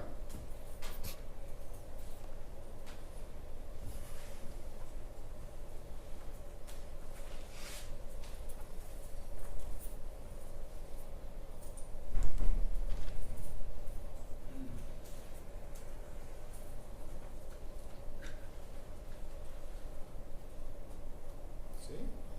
Now you're pointing the gun at him. 'Cause I didn't point at him. Well, I sir, you pointed see. in the location of where the end of the driveway, the end of the sidewalk is where the barber shop is. Just like you're I told pointing- him to Sir, go and Sir, put. let me ask you this. Are you telling this jury that you did not point that gun at him? No, I did not. They can see with their own eyes, sir, you lunge and then you point it like this. Are you saying you weren't pointing at him? I did not point it at him. I pointed in the direction of the barber shop and told him to go and put it back up. Are you understanding your explanations are sounding a whole lot like the way you talk about what happened at the Chase Bank? No, I don't not Objection know. mischaracterizes prior testimony. The jury heard the evidence in this case, they're gonna be able to deduce from the evidence that they heard what both counsels say it's not evidence, it comes from the witnesses and the exhibits that you guys get to be the determination or facts with respect to those. You may continue. This jury is actually seeing your crime in front of them and you're still denying it. If I pointed the gun at him and he followed me in the store, that means I didn't. He didn't feel threatened. I did not threaten him. I So did now not. now you're acknowledging pointing the gun at him. No, you're acknowledging that. I said I pointed it in the direction of him going back to the barber shop. And what you were telling that officer also sounds very familiar, saying, I saw the handle of his gun, so I pulled out to defend myself. And then you changed it to, he was digging in his pocket, so I had to defend my life. So you changed it from seeing the handle of the gun to digging in his Objection, attorney pocket. testified, there's no question. Is that right? Those are two different things, correct? I don't understand the question. It's hard to understand it. At first you say to that detective, I had to pull my gun out because I saw the handle of the gun. We can see you walking up with the gun in your hand. That's incorrect. But then you changed it to the detective when she says, I'm not seeing a gun. And you said, well, his hand in his pocket, I was defending my wife. Okay. Back what I see and what the video see is not gonna register with what you talking about. You see how that sounds like No, I had to because shoot at the truck because the guy had gotten in the truck. Do you see how that's I said assume he Objection, got in the argument truck. ended. And just like you Sir, assumed, he had an objection, it's gonna be overruled. just like you assumed when his hand's in the pocket, he's got a gun. Well, the next day, the same gun he had in his We're pocket. gonna talk about the next day. I'm asking, sir, at this point, you had already killed a 9-year-old child. And you're claiming to this jury that you are very sorry for that. I'm sure you are. but your behavior hasn't changed. Would you agree with that? Incorrect. Let's go to the next thing.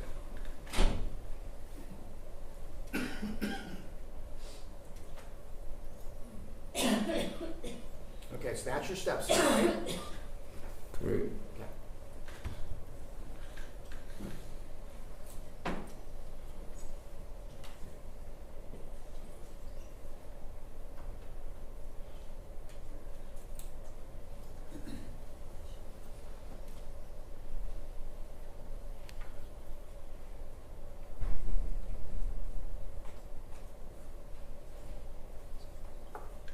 Now that's you, right? And Correct. you-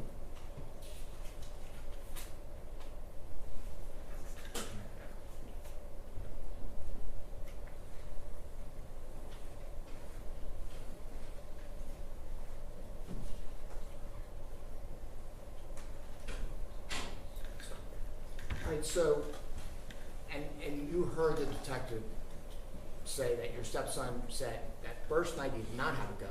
He did acknowledge having a gun on him this day. You heard that, right? That's not correct, but yeah, I heard that. Well, he acknowledged, and he said, I had a gun on me in this incident, right? But he doesn't take the gun out. The gun falls out when y'all are tussling, right? He reached for it. And I'll give you that this appeared to be mutual, meaning there was an argument and y'all are both hitting each other, right? We can see that on video. I'll give you that. But what you told the detective, the reason why you had to punch him is because he was taking the gun out. That's not true, correct? He punched me. Right, and that's why you punched him back. It's not because he was taking a gun out, correct? Correct. Okay. So if you said that, that's not true. You just punched him back because he punched you. Correct. Okay. And he was reaching for his gun. When was he reaching for the gun? We just saw it. All right, let's replay it, and you show me when he's reaching for the gun. I just think it looks like y'all are both fighting each other.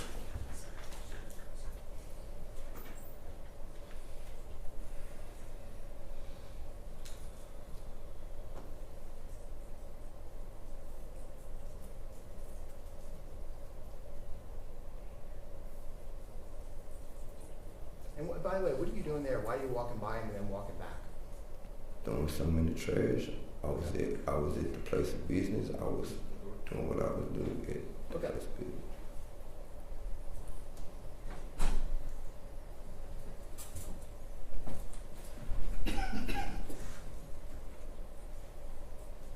All right, so pause it there. So you see where we're not seeing him pulling out a gun or anything? Well, I assumed that he was reaching for his gun. You see- I didn't have my gun. I didn't have no gun. It's no gun being present in it in This the is the moment. point, though, sir. You always are claiming people have guns, and that's why you have to do things. Yeah, the lifestyle that I live in, the neighborhood that I live in, you see these type of events happen all the time. Okay, but in here it's not happening. And you're claiming it's happening and justifying your behavior by saying it's happening. And the first one you say, I saw it, the handle of the gun when you didn't. This one you're saying he took out a gun, so I had to keep fighting him. At some point, you have him on the ground. And then they pull him off, and you'll agree with me, you sucker punch him.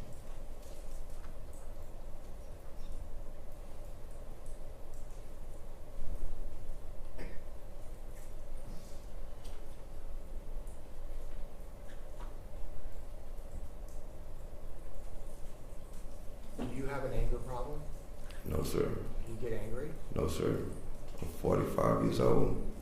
So, If I was the character that you portraying, I would have a criminal history. okay, so now seeing this, I want to briefly go back to the night you killed Arlene. Okay? Remember how your psychologist that took the stand said people react differently, and someone who's prone to violence may act differently than someone who's not. So we're going to play one more time, States 108.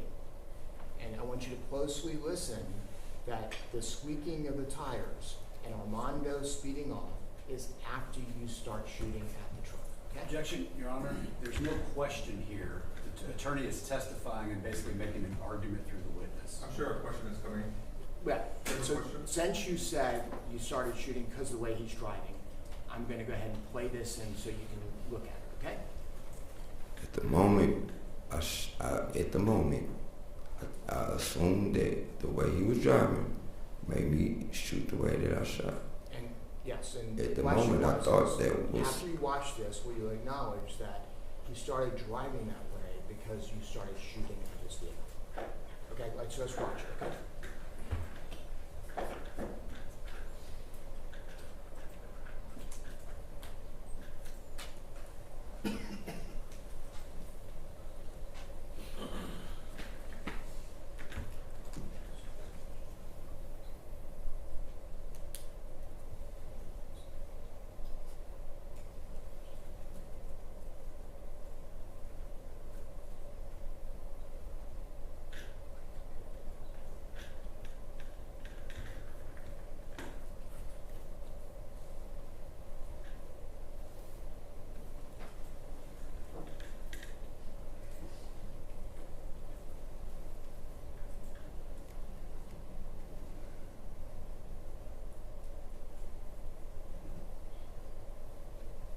I never denied shooting in the truck.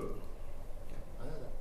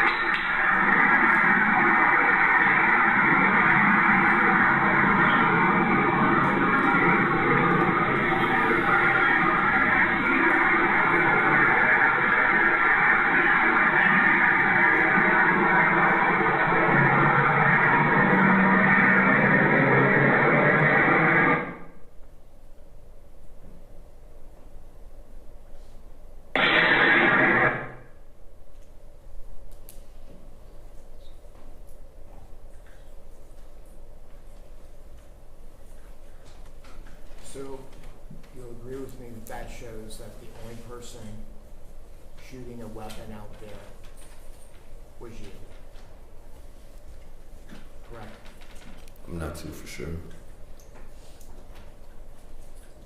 And you can see there that you started shooting at the Alvarez vehicle, then he started speeding off, and then you continued to shoot into the vehicle,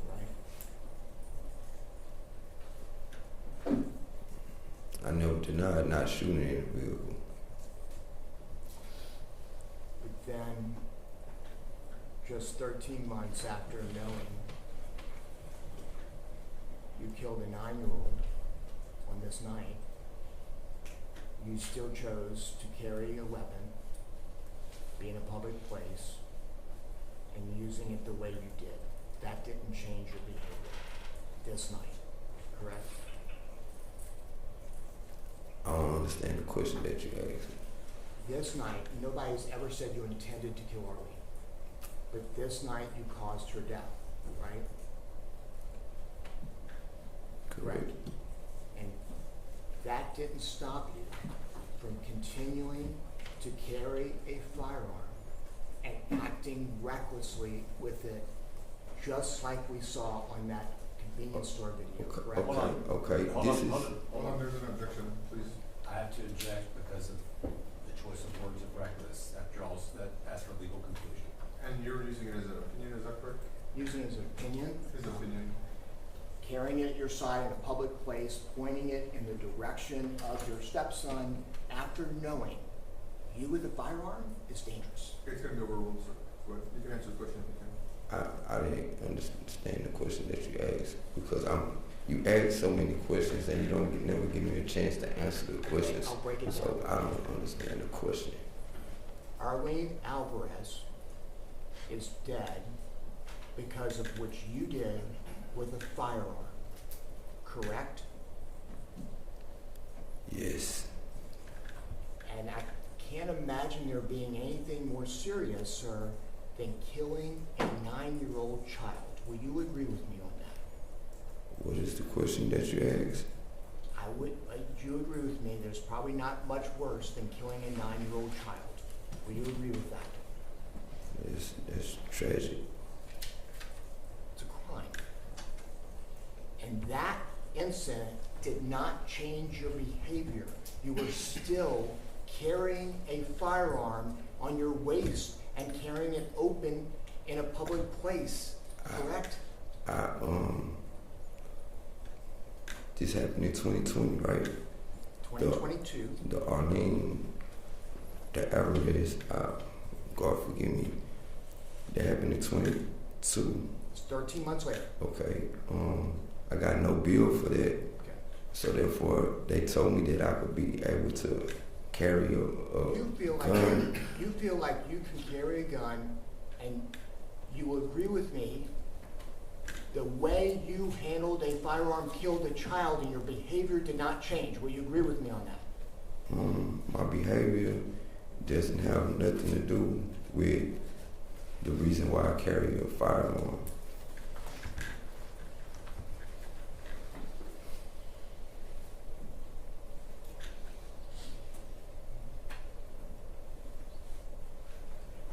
It's not that you carry, it's how you carry it is the problem. Do you understand that? And how you use it.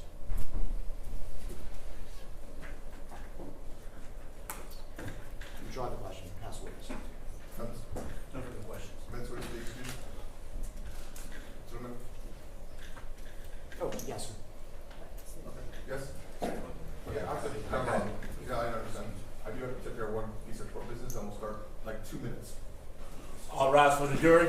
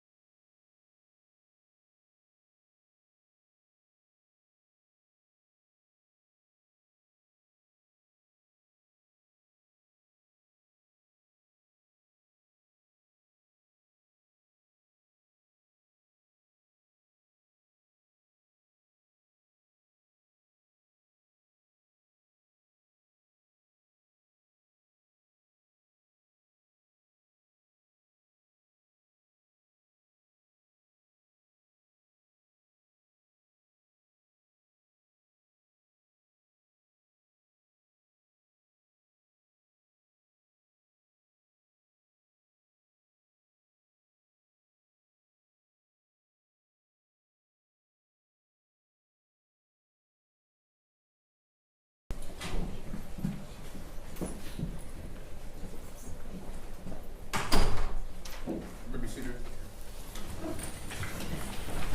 Defense lawyer, next witness. Yes, at this time around, defense would call Tony Earls Sr. He has not been sworn, Your Honor.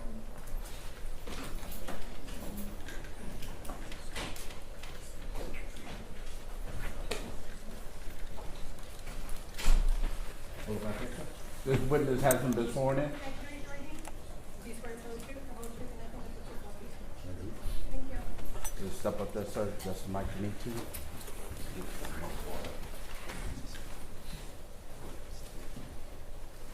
Good afternoon, sir. If you could do me a favor and speak loud and slow, you can roll that chair into the microphone. It's going to be louder. Give you some water if you need any, and you may proceed defense. Thank you. Sir, would you turn and introduce yourself to the ladies and gentlemen of the jury? Yes, I'm Tony Earls Sr. Okay. And what's your relationship to, I take it you're his dad? I'm his dad. Okay. And before I get into a little bit about Junior as a, what he's like as a person growing up and everything, I want to know a little bit about you and the family dynamic. How many, I'm sorry, how many kids do you have? I have 5. Okay, and where does Tony fit in? He's my oldest, Okay, so he was your first child? first child. Okay, tell me a little about yourself. You, did you grow up in Houston? I grew up in Houston. I grew up on the southeast side too. Okay, same side that you've heard a little bit of testimony about when you were sitting here. Yeah, same side as supposedly dangerous side. It's not dangerous. Excuse me? The side that's supposed to be so dangerous, but it's not dangerous. Anywhere you go, it's dangerous. Okay. All right. And are you employed, sir? Yes, I am. And what do you do? This is my 3rd quarter round. I'm retired from the post office for 28 years. I also served in the Marines. I'm a disabled veteran as I speak right now, and I work for the VA. Need you to relax and just kind of talk slow so I can even understand. I work for the VA right now at the present time. I'm a disabled veteran, and I also retired from the post office for 28 years. If you could stay back off the mic a little bit, because from where I'm Okay. sitting, it's a little bit, I know Little you more? speak loud. It's hard for me to hear because it echoes. Thanks. Okay. How old are you? I'm 65. And when, how old were you when you had Tony? I was 19. Okay. And you said he's your oldest, and I guess you were married at the time to his mom, or were you married? Yes, I was. Okay, fair enough. And are you still together to this day? No, we're not together, but she's my best friend. Okay. So you guys stay in touch? Yes, we do. I'm gonna move forward so we can move along, 'cause it is getting a little bit late. What part did you play in raising Tony? I played the major part because I didn't have a dad to raise me, so I promised my mom that I was going to raise my kids properly, with dignity and respect. I have no other way but raise them like that because that's the way she raised me. Okay, So fair. I'm sorry to be so emotional, but all this monster that created my son, he's not a monster. Well, we'll talk about that, okay? This is, you're familiar with what's been going on, and you would agree that this is a tragedy, it's a traumatic experience for both families. Yes, indeed. And at this time, I would like to take the opportunity also. Question answer, please. Yes, I do. What were you about to say? I just want to say I want to hold my condolences to the Objection upon the question narrative. It's not anything about you, sir. It's just a certain way. Mr. Also, please do question and answer for the court. It's going to cause a narrative, which it did. I'm sorry. Ask the question. Sure. Knowing everything about the case, was there something you wanted to tell the family of Arlene? Objection relevance to this witness, Judge. You know, at this time, it's Commissioner, go ahead. You can answer. Say it again. I had asked you if there was anything you personally wanted to say to Arlene's family. Yes, indeed. I want to say that I have tremendous remorse, and I ask for the condolence. I want to say deeply, I have a deep condolence for the Alvarez family You too. understand the tragedy they've been through. Very much. Talk to me real quick about Tony as a child. What was he like as a child growing up? He was a very joyful child. He smiled all the time. Very playful. He didn't have anyone to play with at the time because he was the oldest grandkid of my mom's, oldest child of mine. So he was very playful. As he grew up and he obviously became older, did you two still continue to stay in touch and be a part of one another's life? Yes, sir. I kept Tony till he was 18.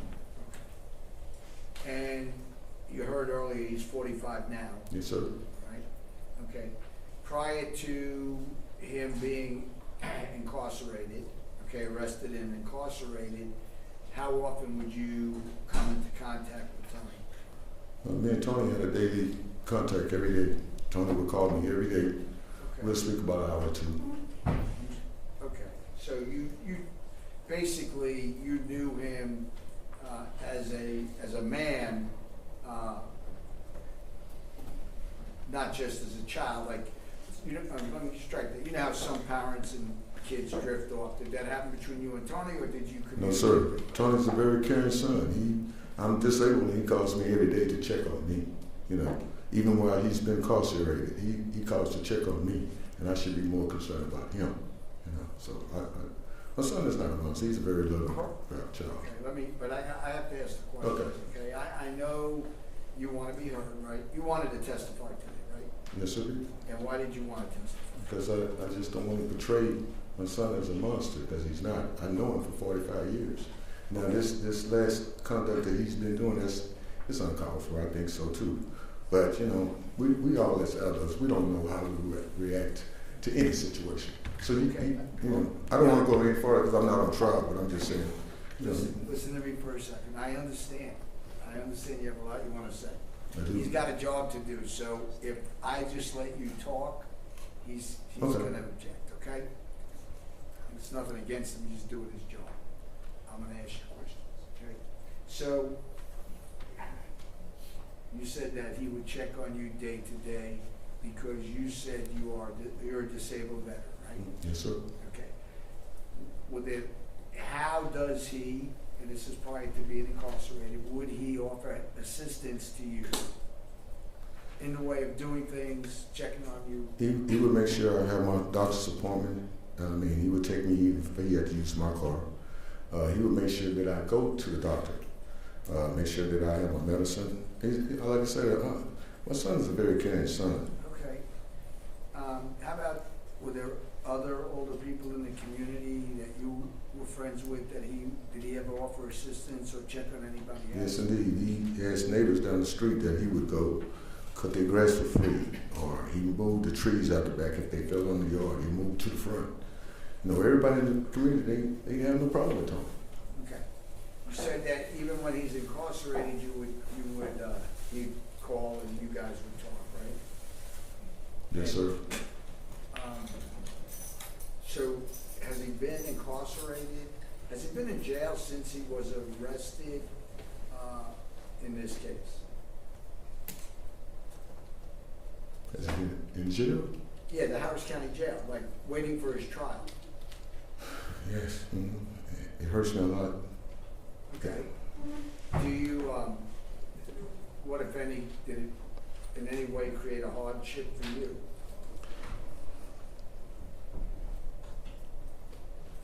Like I said, man, I miss my son. And I can imagine how the Alvarez family feels. Okay. It's hard, man. All right. I just want to clear something up because I don't think Ed asked Tony about it. You know that the night that the shooting occurred at the Chase Bank, he was in the car with his wife, right? Yes. Okay. She goes by Dee. Yes. She's in the courtroom, right, sitting here? Yes, she is. Okay. You get along with Dee, don't you? Yes, sir. And I don't want to go into too much detail, but is it safe to say that she is also here in support of, just to show some support for Tony? Yes, sir. Okay. I want to make sure they're not like on these real bad terms or anything like that, are they? No. But they're not together, right? No, they're not together. Because he's in the Harris County Jail, right? That's correct. Okay.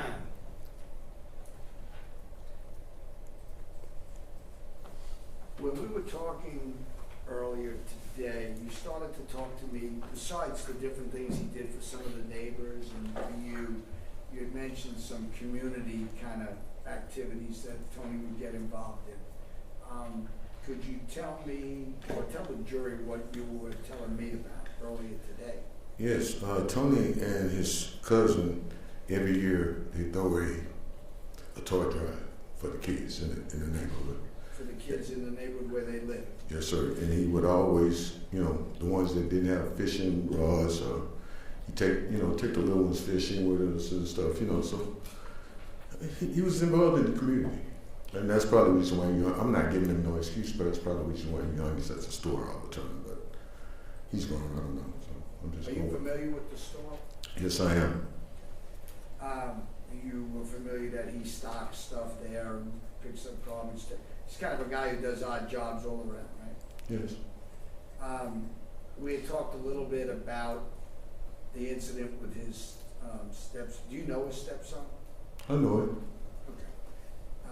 I'm not going to go into too much detail with you, but just so the jury knows, that's because you don't really know what the dynamic between them those 2 days were, like what they were arguing about or what was going on. No, it's really, that video was a surprise to me because I didn't even think they had that kind of relationship where it got that bad. Never saw it, so this is the first time me seeing that video of him and knowledge. So I really don't have any recollection of how deep it was. How would you describe, based on your observations, how would you describe how they typically would get along? They would get a little fun. I mean, during the present time that I see them, they get along pretty good. Okay, and then following the incident at the store and even the fight they had in the store, between that period of time and the time that Tony was actually arrested, did you ever have occasion to observe them together? No, it was very surprising right there. I'm sorry? No, but it was very surprising.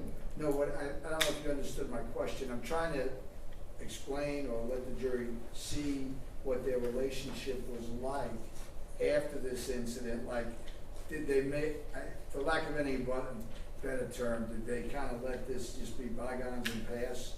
Yes, sir. Was there continued hostility? Yes, sir. Which one? They bypassed, and I see them together now. Okay.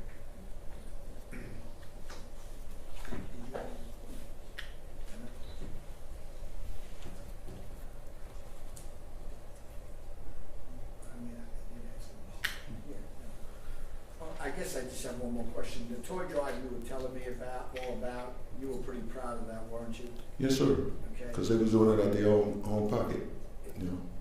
Was that, is that like a Christmas toy Yeah, drive? Christmas card toy I just drive. wanted to put it in reference. Okay. Yeah. I'll pass the witness. No questions, Judge. Witness witness be excused. Yes, Your Honor. Sir, you can be Thank excused. you. Next witness. At this time, the defense calls Coretta Brown.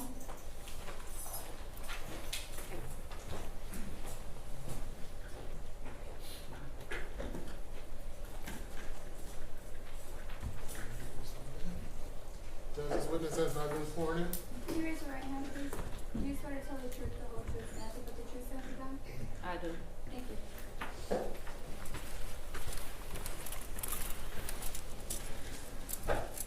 Good afternoon, ma'am. If you can do me a favor and roll up a little bit on that chair, speak into the mic. If Ms. Wilshire is looking at you, that means you're speaking too fast, okay? And defense, whenever you're ready, who's having, Ms. Funes? Yes, Your Honor. You may proceed. Hey, Coretta, can you introduce yourself to the jury, please? My name is Coretta Brown. I'm the executive director of a nonprofit organization called Bridges to Empowerment. We are a social justice and community-centered organization that work with youth and education around anti-bullying. We also work with seasoned saints in churches, and then we also I'm sorry. You're fine, ma'am. I know you're nervous. They're gonna ask you questions. Sorry. Questions and answer. Okay, just take your time. Okay. I'll ask you. Please. So you were talking about the organization you work for. Say the name again. It's called Bridges to Empowerment. Okay. And what does the organization do? So we are a community-driven organization. We do education work with the kids, with youth. We teach them how to be advocates. Right now we're focusing on teaching them anti-bullying and how to advocate for anti-bullying in their schools. And then we're also working on coming up with policies that we can give to some of the state reps for mental health counselors in all of the high schools. And then we also do, we have what's called participatory defense. Okay. And tell me about the participatory defense. So that's an organization that was started some time ago. It's affiliated with the Public Defender's Office. And basically, we work with family members and we work with the defendants to help guide them through the pretrial process. And you know Mr. Tony Earls Sr., correct? Correct. How long have you known him? I met him in 2009. And do you know Tony Earls Jr.? I met him a few times. And you're here to show the support for both of them? Yes, yes. You believe your organization can help them? Yes, so we believe in restorative justice. Tell me more about that. We know that sometimes bad things happen to good people. One of the reasons that I created Bridges to Empowerment is because after graduating from high school in 1998, I grew up in the same community of South Park on the southeast side by MLK. And 6 months after graduating for high school, I decided to do 4 carjackings. And it wasn't because I wanted to hurt anybody, and it wasn't because I thought that I would hurt anybody. It was more of the environment that I lived in and what was acceptable that I did it. And I ended up serving time in prison. And coming home from prison November 1st, 2006, I ended up having to go back to the same neighborhood. And it was like a dead end trap there. It wasn't any opportunities or any sense of hope, right? And I left, and I went to TSU and I got my bachelor's degree in marketing. And even having that, it was hard to find jobs. It was hard for me to find jobs with a bachelor's degree because of my background. Okay, so you're here because you want to provide some support for Tony. Right. And not just for Tony, but I'm here to provide support for Tony, but I'm here because I want you all to know that there is a network of what we call credible messengers that work with individuals like Tony and that want to continue working with people that come home from prison to help them change their mindset, to help them get on the right track, to help them overcome the trauma of living in these communities. It's hard. And we do have to defend ourselves sometimes. And sometimes we do. Objection is in there. Question and answer, please. You okay,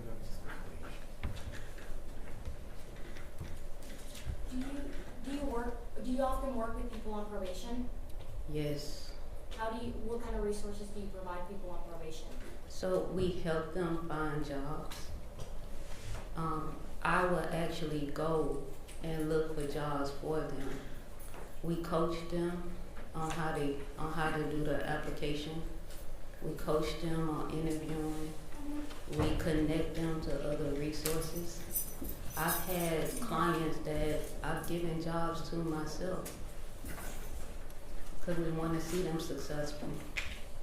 We believe that public safety begins where crime ends. But you can't end crime if you're not taught something different.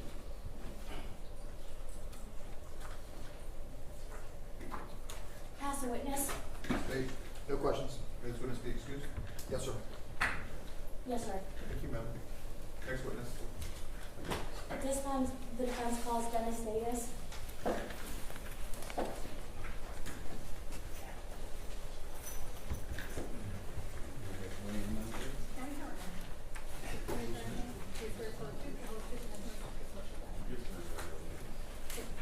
Just Michael, you need to, sir? Yeah, I'll take care of it, sir.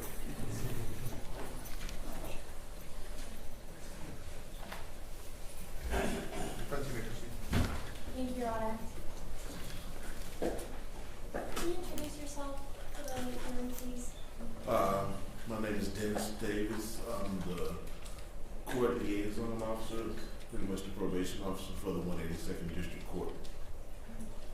Can you explain to them what that means? I know they've seen you sitting behind that computer all week. I oversee, I'll say, about anywhere from 1,300 to 1,500 probationers out of this court. Once they're placed on supervision, my job is to assign them to other officers that are out in the region, that are out in the community. Can you explain to us how probation works? Probation has a list of pretty much do's and don'ts. About 20 of the conditions are standard conditions. Don't pick up any new cases, they get drug tested, they have to pay fees, counseling if it's required. So there's a whole list of things that they're required to do. What is the procedure for getting on probation? Well, the procedure's going to be, you guys agree on it. And then once it gets to me, once it comes to me, the first thing that we do is that we do a TRAS. It's the Texas Risk Assessment System. And that gives us a snapshot of the individual, their risks, their needs, their, do they need mental health services? Do they need financial services, transportation, substance abuse services? That when we do this assessment, it gives us a clear idea, well, not a clear, but it does give us a seamless idea of who those individuals are. What makes somebody eligible for probation? What makes them eligible for probation? Yes. Well, that's a tough thing to say what makes them eligible, because I don't know how to answer that, to be honest. Do you know if Tony has ever been convicted of a felony in this or any other state? Not that I know of. And are there any manslaughter cases in Harris County that are on probation? Yes, about 85 clients that are on probation currently for manslaughter. How many in this court? We have 4 clients that are on probation out of this court currently for manslaughter. And what is the procedure for a violation?